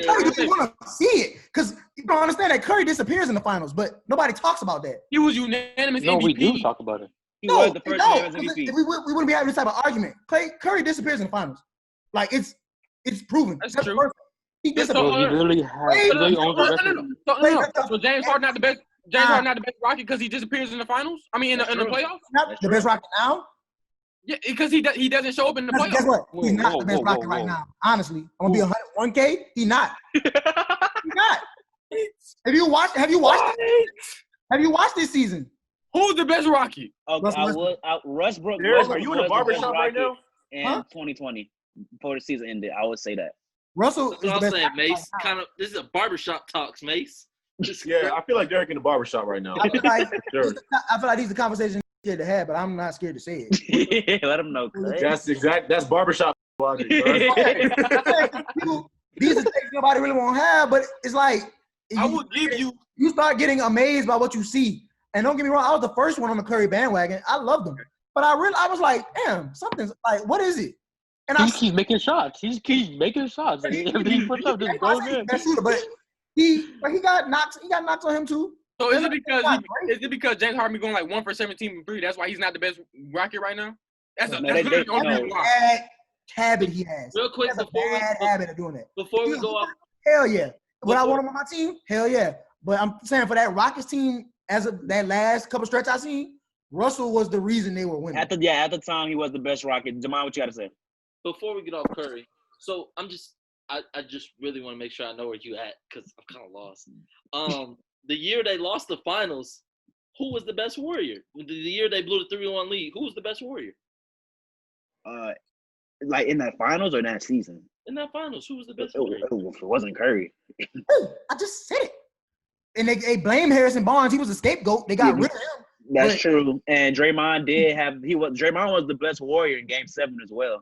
Wait, Yeah, are you saying the year they blew the 3-1 lead to the Thunder? I think he shows flashes, and he's a good role player to me. He's a role player, but I can't put him in the big three of that team. But when they're missing other players, sure he could be in there. But I don't think maybe he will be better than Andrew Wiggins. And I'm completely wrong. Bro. A role player don't play 40 plus minutes. That's one. No a role player don't play 40 plus minutes. Talk about it, Fade. A role player don't play 40 plus minutes. What does the minutes mean? I mean, What does minutes mean? Minutes don't equal production, so I don't understand. Yes, it does. It actually does. If you're playing 45 out of 48, then okay. But if you are trash, do not play 45 minutes. It doesn't happen in any team. He played more than Steph and Clay. Well, Steph's fragile. And they play different positions, and they don't have that many good big men. So man, come on. So I'm not. Where are you going? With Matthew Dellavedova. Like y'all said, he can guard 1 through 5. He plays 3 through 5. So he always has a spot to be filled. He can always fill a spot. He's literally when they come out in a small ball lineup, he was running the 5, and he can also come out there and run the 3 and still be running the 1 and bring the ball. He brings up. Wait, so you? But he can do everything. Is what you're saying. Thank you. So he can do everything. Is what you're saying. How's he doing everything? Y'all trying to say he's doing everything, but he's not doing it. Basically, he's Ben Simmons. That's what he is. I'll give you this. Bro, Jason, I'll give you this. Killed me, bro. And not as productive. That's what Ben do. I'll give you this. Look. He is not great at one thing. He's just very good at a lot of things. You know what I'm saying? He defends pretty good. My argument was about the big 3. He could be good at a lot of things. He's not in the big 3. That's just me. Hey, put a shirt on. I got hot, bro. I'm sorry. Mace, how you doing? Mace doing pull-ups mid-park. Wait, so he's Ben Simmons. So, bro, wait. All right, get your final argument in order. We're about to go to music soon, please. They're my big 3. All I gotta say is period point play. They're my big 3. I don't know about that one. You got me lost. 2016 finals. What was an argument? Lead, right? Curry averaged 22, Clay 19, Draymond 16, Harrison 9, Iggy 9.1. Where did Draymond 3 less than the person you think is the best Warrior. What did Draymond also have? 3 points less than the person you think is the best Warrior. Right. Awesome. What did Draymond also have with rebounds and assists? Rebounds were 10 rebounds and 6 assists. Oh man. Jeez. You know Chubbs like Draymond. This is what I do again because Curry's a point guard, but he only averages 3.7 assists. But he's a point shooting, bruh, in the finals. Okay. Okay, Bruiser. Music. So we're looking for Curry to pass the ball instead of shoot? Don't do that, Mace, with the Clay, because you try to bring him like over 2 points, 3 points less than Clay. Well, that's who you said was the most valuable Warrior, and he has way more assists and way more rebounds than that guy. So I don't know, bro. Like, what do you mean? Don't do that? So we're looking for Curry to come around that screen and pass. Who was Draymond responsible for guarding though? Say it again. Who was Draymond responsible for guarding? LeBron? I'm pretty positive you would. Wait, in that finals? He's on the block. 2016. He's on the block. He was on. Yeah, he was on the block with it. Come on, bro.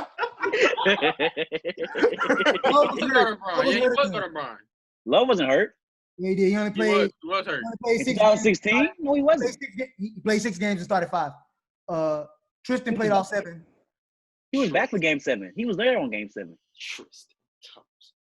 What? Love, I think. What didn't Love play Game 7? Yes. Can we go on music though? Can we go on music? I feel like this Draymond talk. But come on, end it there. Put a ball on it. 29.7, Kyrie 27.1, JR 10.6, Tristan Thompson 10.3, Love 8.5. I think we all can agree that the Cavs and Warriors rivalry in the 2010s was the best NBA Finals rivalry in that era.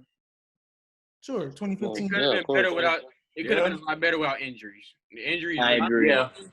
I mean, that one series is the greatest series ever for me, as far as my lifetime. Yeah, that what I've seen. I agree.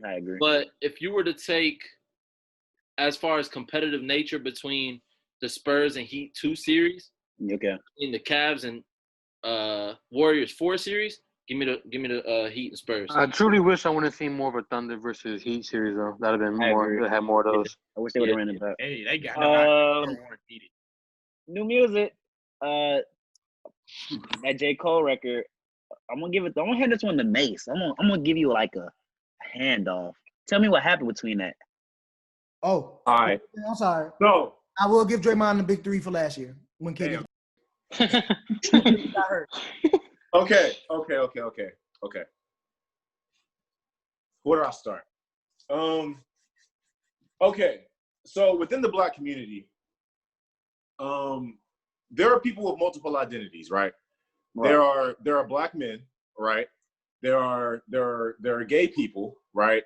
There are women, right? And there are certain people who are a part of multiple of these. You have Black gay men, you have lesbian Black women, like all that stuff, right? Okay.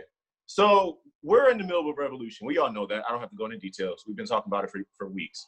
A part of this revolution is women have been taking up, women and queer people, queer is an umbrella term for all LGBT, all of them. Women and queer people have been saying, hey, so, we're fighting this fight for the greater cause of Black folks, but there hasn't been a similar fight fought for us of the lesser community. When I say lesser, I mean minority, sub-minority communities within the Black community.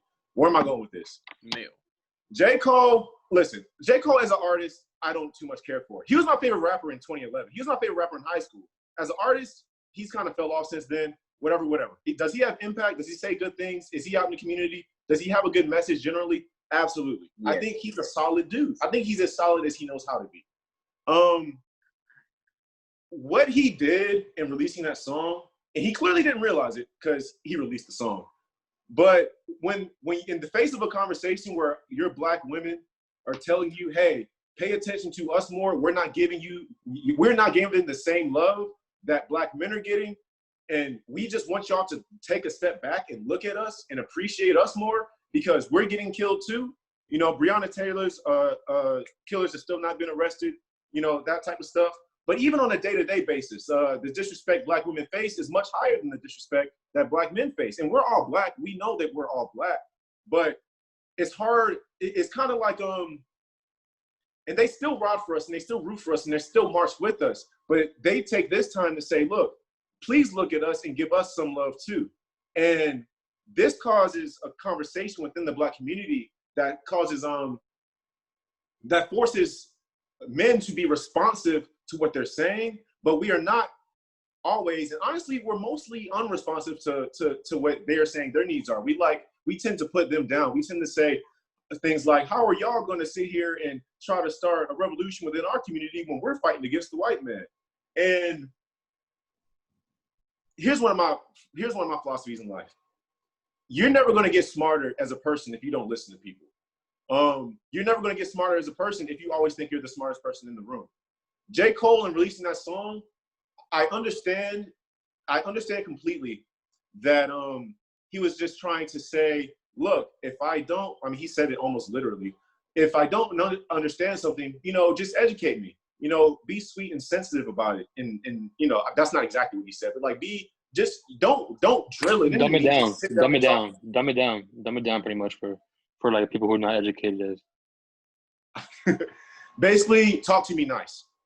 Yeah, he was saying, I'm willing to learn, but you got to talk to me nice. And Black women didn't like that. And honestly, I heard that song 3 minutes after it came out because I thought I don't like him that much. He's important enough for me to always listen to what he has to say, like Drake. But so I didn't like so I listened to it, and I'm listening to it. I'm like, oh man, this is not going to be well received. Like Drake. How you feel about Drake? Let him go. Keep going, Mace. Okay. Yeah, we can do that later. We can do the Drake thing. I didn't know. But he was basically saying, talk to me nice.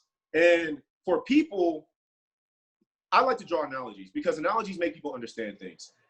How would you respond to a white person in the midst of this revolution that we're fighting saying, I'm willing to learn about the effects of slavery and how they plagued your community, but you got make sure you tell it to me the nice way. Don't be mean about it. Wouldn't that sound a little bit strange and weird to you? I would like to think that if you're a Black man with enough social sense that it would. This is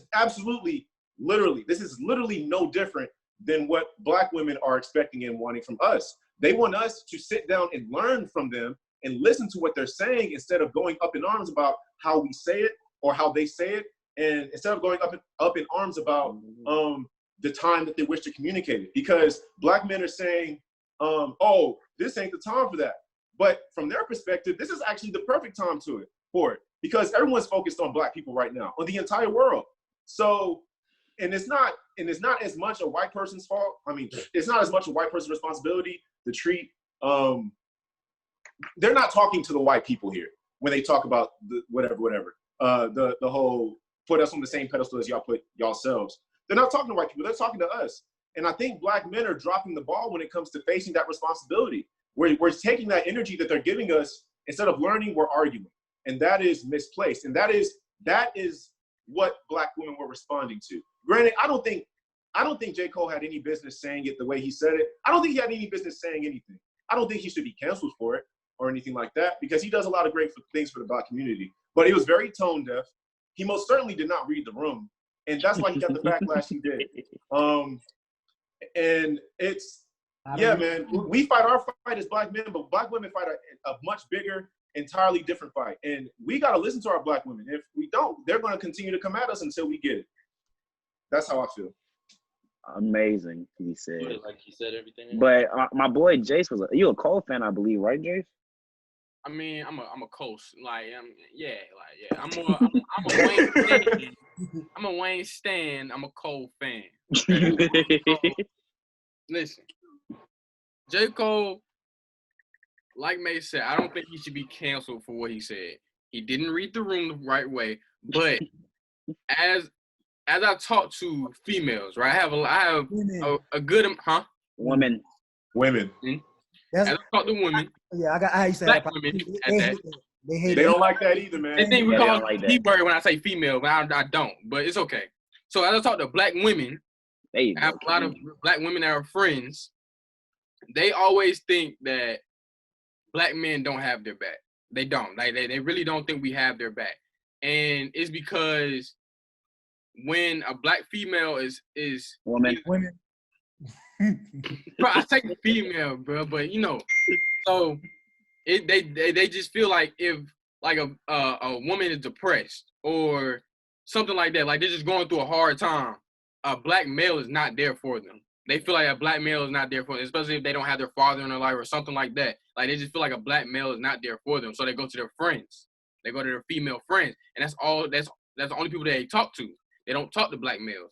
And like how May said, we have to listen to them because I'm not going to say that. But we have to listen to them, okay? Yeah, glad you thought it, King.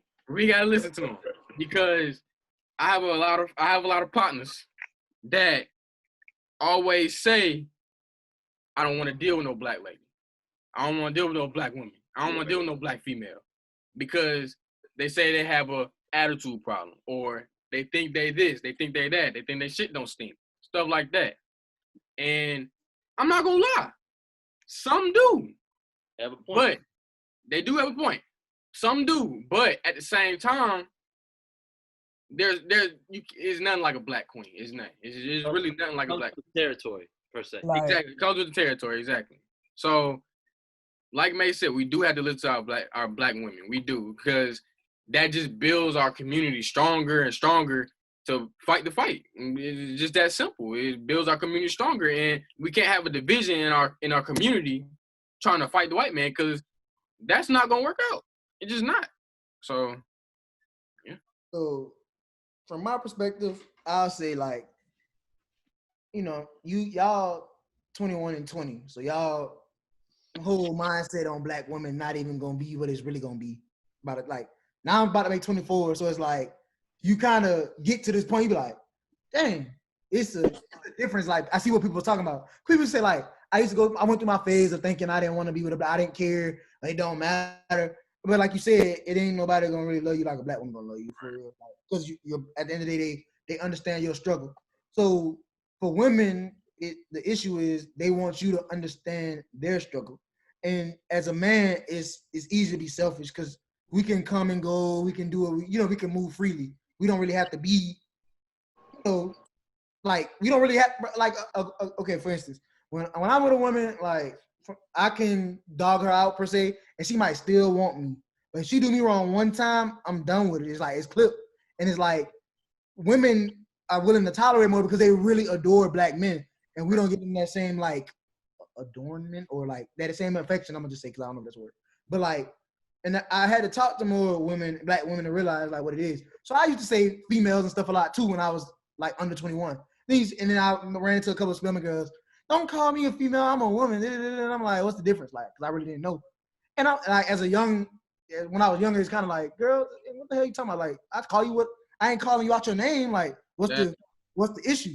But then, like, they explained it to me, and it's like, a woman is, on the same standard as a man, but a male and a female is like almost like animal level, like, kind of. That's why they kind of brought it to. So I was like, okay, I get where you're going with that. And then talking, like you said, some have issues with their having no father figure. So that's where that anger sometimes comes from. But everybody's so quick to feel called out, quick to be on the defensive. Some black women have a reason to be upset, and you know what I'm saying. The way they bodies work and the way their experiences are different. So it's like they react differently than we do. So it's like it just took a long time for me to come to a point where I was like, okay, I get it. So with the No Name J. Cole situation, she's trying to kind of preach to the community as a whole, but she's also saying, like, black men need to understand, listen up, and she kind of just said it, I guess, in a cutthroat way to him or to whoever, and he got offended and responded with a song telling me he stand by everything he said in the song. And the only thing I liked about the song was all right, whatever, but he tried to downplay his intelligence because he's not an idiot. He went to college. He has a degree. He's not stupid, and he's not socially. He's not that rich to where he's that removed from the community or removed from. Not like Wayne. Yeah, and he's not like that. And it's like people give him a pass because how old he is and how long he's been famous, so he don't know. He can't relate per se. But I don't really give him a pass no more either. It's like, bro, you gotta. It's like he'll say something in an interview and then he'll do something else on the internet. So it's like you never know. Like he'll post something about Black Lives Matter and then flip around and say something in the interview. So I really don't know with him. But J. Cole, I know, is like, you understand where she was coming from. And at first I was kind of getting what he was saying because I was reading all the tweets that was coming into him. But you can't tell nobody how to express themselves. All right. So if it comes off angrily or in a angry tone, Hostile. it's just like, okay, I hear where you're coming from. I'm gonna think on it. Your tone is like, it's bothering me, but I'm gonna listen. Like, I'm listening. He kind of came in and saying like, you need to talk nicer and maybe we'll listen. And nobody won't hear that. Because maybe what if the white people, you need to talk nicer and maybe we'll listen to Black Lives Matter. Maybe if you say all lives matter, we'll start doing this. And it's like, no, we don't have to say that because that's not the issue here. You know what I'm saying? And like with all the recent stuff going on, like Breonna Taylor and the I can't pronounce her name, the girl that was found in Tallahassee, raped and stuff. Toyin. Just call it Toyin. Mm-hmm. By a black man, it's like they kind of getting fed up, and I get it. Because just like we fed up with the police brutality, they fed up with that. But they also fed up with the black community and the way they treat them. And that's why a lot of those girls, the same women, are advocates for the LGBTQ lives as well, because people try to X them out. And it's like, if Black Lives Matter, it's everybody. It shouldn't be Black Lives Matter for, you know what I'm saying? That's not what it is. So I mean, that's kind of what they're getting at. And if I'm not the most like politically correct or like, you know, understand like societal norms and all that, but it's like, it's real simple what they asking for. It's like certain people are just making it bigger than what it is. Like you just sit there and actually see like, I get what you mean. Like the community, like we already got the odds against us as black people anyway. But then like they got odds against them as women too, because men gonna always get, you know, the higher end of the stick. So as a black woman, it's like you almost at the they at the lowest. They lowest at the social status. Bottom on the totem pole, and then they gotta work the hardest. They doing all this, and then a dude can't even give you 5 minutes to just sit here and listen to what you gotta see. And that's just what it is. And then we're in a weird spot as black men because we are obviously oppressed because we're black, but we're also privileged because we're men. Yeah. And I don't think we carry that responsibility well when it comes to these conversations with black women. We clearly don't, because they wouldn't be trying to tell us that we don't if we didn't. So, and like I said, analogies make people understand. Just like how in order for the Black Lives Matter movement to be as socially recognized as it deserves to be, we needed white counterparts to vocalize their support and support the movement on the front end in the mainstream media as well. They're not asking for us to do anything that we're not asking these white folks to do for the black community as a whole. And it all starts with literally just listening and not trying to be right, because 1,000 people aren't going to tell you the same lie. I mean, there are exceptions, but where I'm going with this is, if you got 1,000 women telling you that this behavior that you're exhibiting is oppressive towards them, makes them feel uncomfortable, I don't feel like you're in the position to say, bro, you tripping. Because they have a shared collective experience that they're trying to present to you. And if you dismiss that, you're a part of the problem. Just like white friends that you may or may not have, I got like 4 or 5 of them. Just like if they don't vocalize their support for my community, I feel like you're complicit in you're complicit in what's going on. That you just because you're not out here killing black people or calling black people, or just because I'm not out here abusing black women, doesn't mean that I am not a part of a structure that helps to put them down. And the only way that I can help them is to recognize it and speak out against it, because I have more power than them. And I don't mean that from I'm better than you or anything like that perspective. Literally on the societal ladder, black people are down here, but black men are right up here above black women. And we have to use that to uplift everyone, because we have that responsibility. We have to carry that on our shoulders. So it is very immature and irresponsible for us to say, oh man, these white folks killing us in the streets. We ain't got to worry about that right now. They're killing us in the streets, not us black men. They're killing black people. Unite, listen, unify. Because if we don't, then we're going to have to keep hearing it. And I don't say that as like, you know, we got to keep hearing them talk. But I'm saying like it's not going to go away. They're going to stay on our ass, and they should stay on our ass, because what they're communicating is very valid, and it needs to be heard. Yeah. I just feel like we're ignorant, bro. We're ignorant to what is going on with our black women. We're just ignorant to that fact, because like I work at Foot Locker. I see characters every day. And I remember this one couple came in one time. It was a real cool dude. He had his wife with him and everything. And I think they got into some little argument, blah, blah, blah. And then he said, as long as you with me, you're gonna be fine or something like that. If you by yourself, you won't be shit. And the sad thing is, it's some truth to that. Because like you said, socially, black women are at the bottom. They're all the way at the bottom. So a black woman by herself, yes, she could be the most courageous black woman ever. But she's still gonna be held to that low standard because she's a black woman.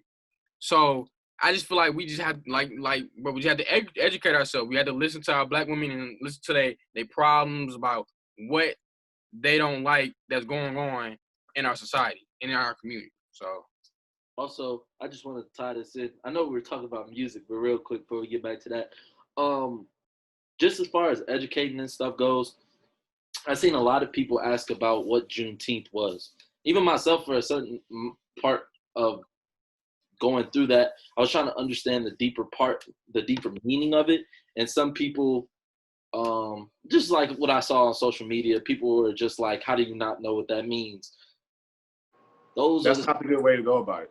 Yeah. Right. Those are the same people. I'm just saying this to our viewers, to anyone, if you have an experience like that, go ahead and educate someone instead of belittling them and not educating them, not giving them the opportunity to learn something. So it's much easier sending somebody a link than writing a whole paragraph about why they should know it and the validity. That's whack. And that's what I was trying to say too. Like, you can't belittle somebody for not knowing, but then you also can't downplay somebody for you not knowing. Right. Like, that's like with women, the thing black women deal with. You can't say let them tell you what they issue, and you be like, man, you tripping. You know, I don't even know what you're talking about. We both black. Like, why you doing? You can't do that to them. And at the same time, you can't belittle somebody for them not knowing something that you want to tell them. So it's like you tell a woman, you know, oh, like Father's Day was yesterday. Father's Day is a hard time for me because of blah blah blah blah. And then she be like, oh, I didn't know that. Or like she be like, you a grown man, that shouldn't affect you. Like, she belittle you. Just like being negative, nasty, or mean towards anybody it's really counterproductive at the end of the day. Right. Unless you got a real reason to be mean, nasty, and counterproductive. I mean, mean, nasty, and all that. But this is not that situation when you're trying to learn or somebody trying to let you know what they're dealing with. But back to the song. Song was a C. How was the her record back then?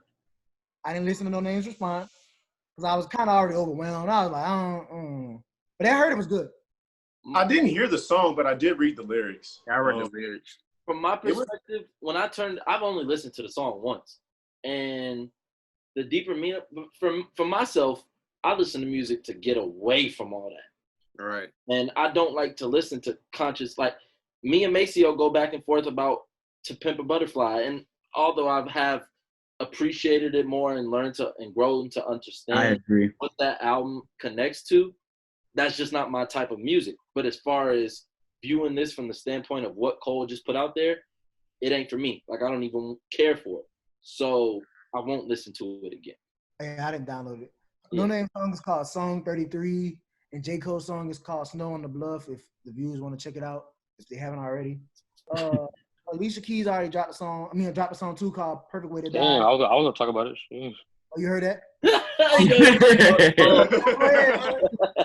My bad.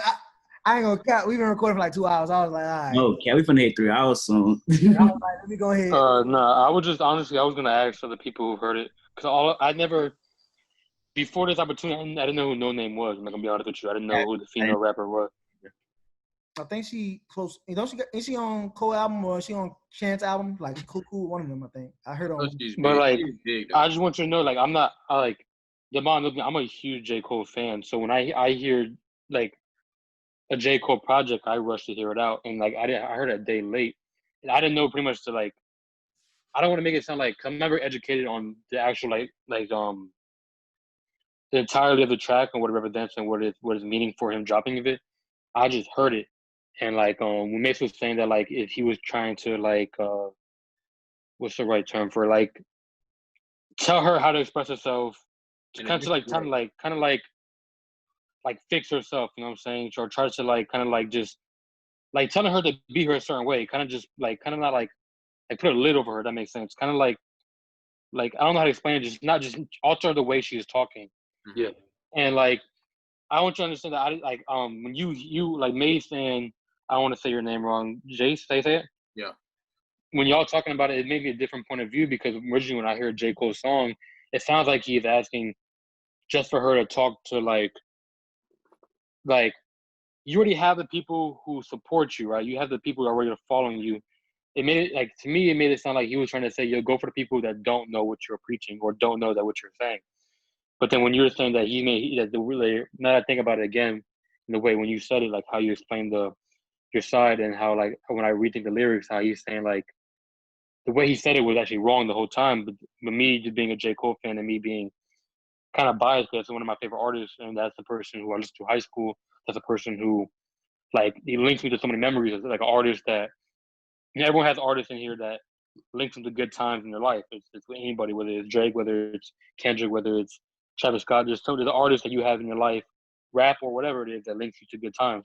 And J. Cole is that artist for me. So when I hear J. Cole, I automatically like a bias of his songs because I just know what he stands for me.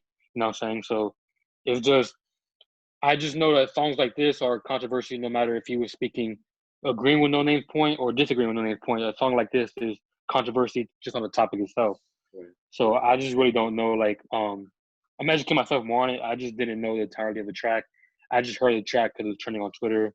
I asked someone to explain to me on Twitter. I got no response back. So I was trying to do it myself, but I'm glad we actually talked about this song on the podcast. Oh. That's what it's all about, man. You just gotta listen, bro. There's context to every situation. Sometimes it's big, sometimes it's little. But you know, I ain't gonna sit here and rip on you for not knowing the context. You're just a J. Cole fan. Ain't nothing wrong with that. So I mean, you know, that's just what it is. Yeah, I personally didn't know who No Name. That's the girl artist's name, right? I didn't know who she was. I just know she was trending on Twitter because I'm not really on social media as much as I used to be. So I didn't know J. Cole dropped the track until I saw not everyone, mostly predominantly black women, and some black men were bashing him because it seemed like he was attacking a person who was standing up for the movement at the wrong time. You know what I'm saying? You're belittling someone who is trying to progress and advance our place in the social status. So that's what I saw. Then I listened to the song. I'm not going to sit here and lie. I truly didn't get that vibe at first until I began to talk to other people. Then I understand what you're saying. You know what I'm saying? I don't want to make it think like I'm just agreeing with J. Cole and then everyone else is like J. Cole against not J. Cole against the world. I don't want no one to think that. I just understand that I didn't completely know at first, and that me being a J. Cole fan first or originally, it was always J. Cole's side then. Because if you don't know, J. Cole has J. Cole's one of the most not hate on, but he has a fan group that's like a stan. You know what I'm saying? Like a people who ride for him no matter what. Then there's people on Twitter who hate for him no matter what. You know what I'm saying? There's people on Twitter who hate J. Cole no matter what he does. You know what I'm saying? So I truly don't take social media to the heart. If that makes sense. I go and just talk to people personally. So. That's fair. Wait, like, is there like a question you want me to answer, or you just? No, I was just talking to you because okay. You seem more educated on the topic than I was, or that I am. So I was talking to you directly because I'm just coming because for you as someone who said you don't really care for J. Cole, but you do respect his craft, of course. But you know more about the topic, and then the side that No Name was trying to talk to, and the position that she was in, compared to me, who is kind of polar opposite. And I'm a J. Cole fan, hard, and I truly don't know as much as I should about the topic that No Name is preaching, or No Name that is advertising, or that she is pushing forward in her message. So I was talking to you personally because you're the one who came out more not. I'm saying the rest of people are not knowledgeable, but you came off more knowledgeable as the topic. Then. Gotcha. Fair enough. Appreciate it. You can go next, bro. My bad. It's awkward silence. You got it Good. cut. Yeah, Perfect Way to Die, Alicia Keys. You Move, I Move, featuring Janae Aiko by John Legend. Lockdown by Anderson .Paak. I didn't listen to it, but I heard it's really good. Then somebody said something about he's better than Frank Ocean, and I stopped reading the comments. Not a knock on him. I just like when people start, I be like, okay. I don't know why. Like, what Frank Ocean got to do with the song? A Boogie dropped his deluxe 9 new tracks. I like the other. Just save the album though, because the album is trash. We can argue that. The original artist album is trash. So we can argue this all day. I like. I'm ready. Where my bulletproof vest at? Like the original artist 2.0 is trash. Trippie Redd dropped the song called Dreamer. J.I. the Prince of NY and Lil TJ dropped a song. Saweetie dropped a song called Tap In. TJ dropped a new project. 42 Dugg dropped a new deluxe. Video Foreign dropped a new song featuring Young M.A. Gucci Mane dropped a new song featuring Pooh Shiesty. I don't know who that is. I guess I'm assuming it's one of his artists. Smoke Perp got a song featuring Rick Ross. Don't Album, you got Pierre Bourne new album, The Life of Pop Pierre 4 Deluxe. A year later, Tiana Taylor dropped her album called The Album. Why you got your hands up, Jace? Young boy dropped, man. Young boy dropped a song. The song, baby. The song Little Baby. I'm sorry. No, well, that one too. He dropped a single on YouTube. Yeah, I seen it on YouTube. I didn't listen to it. He got a song with Baby called You a real Young Boy fan. Fast and Furious. Real fan. For sure. Fast and Furious 9 mixtape. And Sway Lee dropped a song called Reality Check on for his album coming out in a couple months or a couple weeks. I've been jamming that Pierre album. My favorite from the weekend is The Life of Pierre 4 Deluxe. I already liked the original, so the Deluxe was just icing on the cake. He gave me 14 new songs, and What? 15, and all of them ride. The transition still hit. Gotta Blast and Sauce Boy, top 2. Gotta Blast, Sauce Girl, Sauce Boy, my top 3. I like Bebe's Kids. Let me pull it up. That's the one after Sauce Boy, right? That's the Sauce Girl. What's post Sauce Girl? Before Sauce Girl, okay. I like Gotta Blast, Joe Morris, 4L, Baby's Kids, Sauce Girl, Sauce Boy. The one he was promoting, Fortune Cookie, go hard too. Purple Jeans. I think my favorite from Sauce Boy, then it goes Deja Vu, then Purple Jeans. Just mwah. That's the Romeo Must Die Racer transition for this part. Yeah. The How High Romeo Must Die Racer. Transition to Sauce Girl and Sauce Boy. Yeah, but he don't have the only one order. He don't have nothing like that. He ain't getting it back. I agree. Yeah, it's your boy from Family Guy. Yeah. Oh yeah, that was hard. Joe, yeah, he did have that on there. Can you pick up the sauce? Yeah, Transformers. Yeah. I like it. Sauce Girl, Sauce Boy, and Gotta Blast been on repeat though. Like I'm gonna give it some time, but off rip, I don't think it touches. Yeah, off rip, but you gotta give him more time. But I'm gonna give it some time. Yeah, you gotta give him more time. The first part, the first one. But I will say it's very impressive for him to have a run like this, where I can say his album is just mwah, and there's no features. I said since he dropped the deluxe, I said Cardi gonna be on there, somebody gonna be in there. Still, came back, no features, and ran it the same way. So hats off to Pierre, man. Like out of the complete deluxe, out of all 31 songs,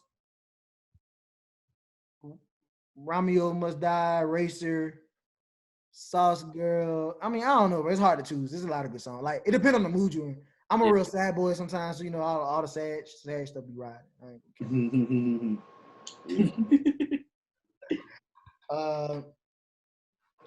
Man, have a top 5 for this week. I ain't gonna lie to you. They've been in the trenches with it. Oh wait. I took a trash of that. My bad. Oh no, you good. This will be the last. This will be the top 5, and we can end it. Mace, you posted that picture in the chat talking about the top 5 hardest sports, like to play as an athlete. So you can do that real quick. That is a conversation, boy.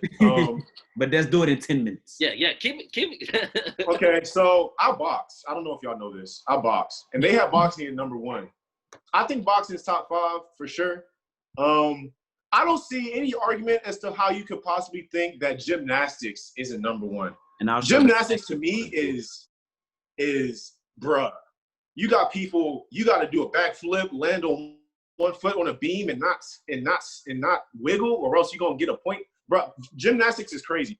When it comes to how difficult a sport is, you got to look at so many factors. You got to look at the conditioning required. You got to look at the amount of physicality required. You got to look at the amount of technique and all that. But, yeah, man, I say gymnastics number one. After that, it's kind of hard. I would like to think basketball isn't really in a top 10 difficult sport, but I got to realize I'm black. Football was too high, honestly, for me. I ain't gonna lie to you. I feel like to be successful in basketball, I'm gonna post a list, Derek. Uh, I'll show it. Basketball is probably top 10. Jared and Trey was arguing that baseball should have been higher. They had baseball at 9. Now baseball is pretty hard to play. Baseball is hard. I can't hit a 60-mile-per-hour ball. It's hard, bro. Hitting a home run, bro. That's the hard thing to do. That is insane. It comes down to power, but it also comes down to like technique. So it's like Yeah.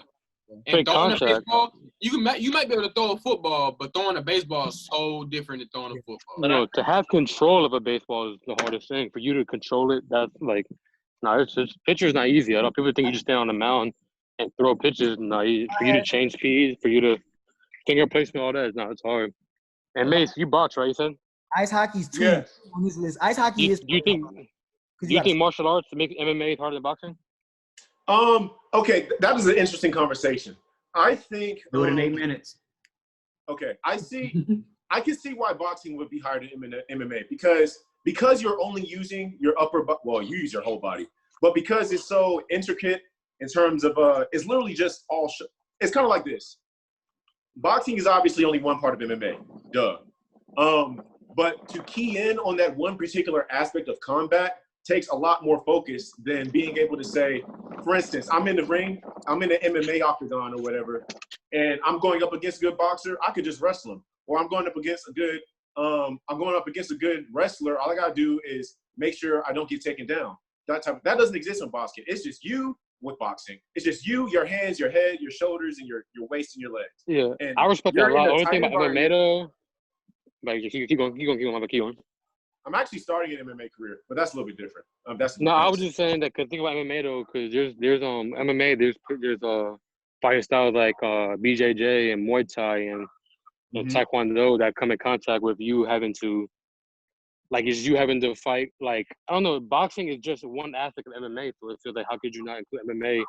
Boxing, even though boxing is it's a hard sport. I don't want people to think that it's easy to take punches and give a punch back for 12 rounds straight. It's not. It's a street fight lasts 30 seconds tops. You know what I'm saying? For you to be there for 2 minutes for 12 rounds is a sport itself. You know what I'm saying? So I was just arguing people because there's UFC fans always gonna say MMA is harder than boxing. Stands are always gonna argue boxing is harder, and then I was just coming to you because I know you box before you told people.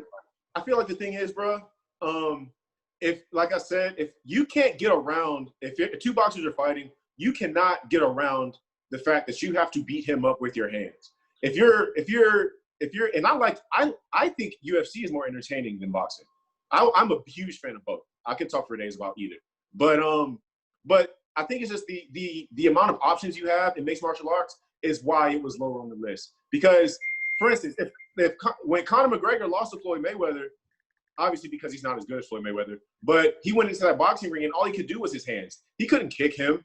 He couldn't use his elbows. He couldn't use his knees. He couldn't do any of that stuff. He was dumb. He was not want to say dumbed down, but he was centered down into one particular aspect of a martial art, and he had to be better than him in that. He did go 8 rounds. That's definitely. If Floyd Mayweather skill. stepped into the octagon, Conor McGregor's not going to sit here and box him. He's going to take him down. He has options, but at the same time, you could say MMA takes more knowledge. You have to be a purple belt in Brazilian Jiu-Jitsu. You also probably has to be like a world-class wrestler. I don't know. It's a lot to it. But gymnastics number one. Did y'all agree with football being number 3, top 5? No. Why not? No. Football's top 5. No. Too easy. It's too athletic based. You know what I'm saying? Other than the football, other than like safeties and quarterbacks, your IQ is, I'm not saying minimal, but it doesn't have to be as strong as, let's say, a boxing. A boxing, you literally have to time someone's punch. You literally have to anticipate someone's move, film. Because I wish I could explain. I wish I could explain it with more time, but I'm not going to go deep into that. Because it's the most dangerous. One of the most dangerous. Yeah, but dangerous doesn't equal difficult. No, that's crazy because people get hurt in gymnastics and cheerleading more than football. That's a fact.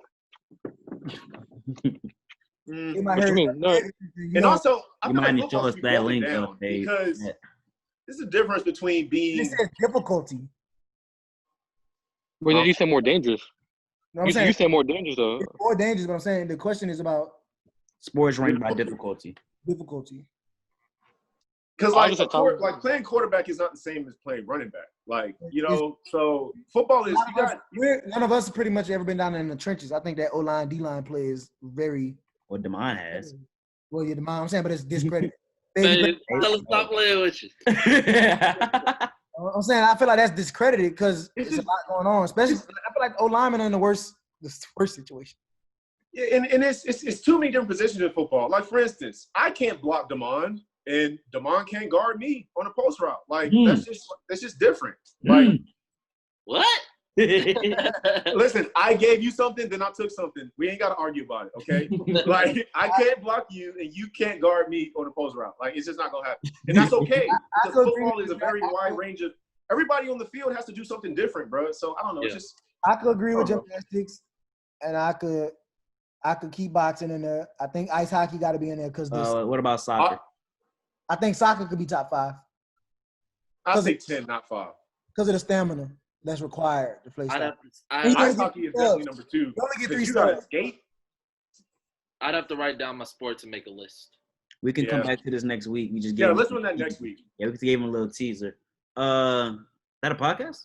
Yeah, sign up. This is our longest podcast ever. Shout out to Zoom, man.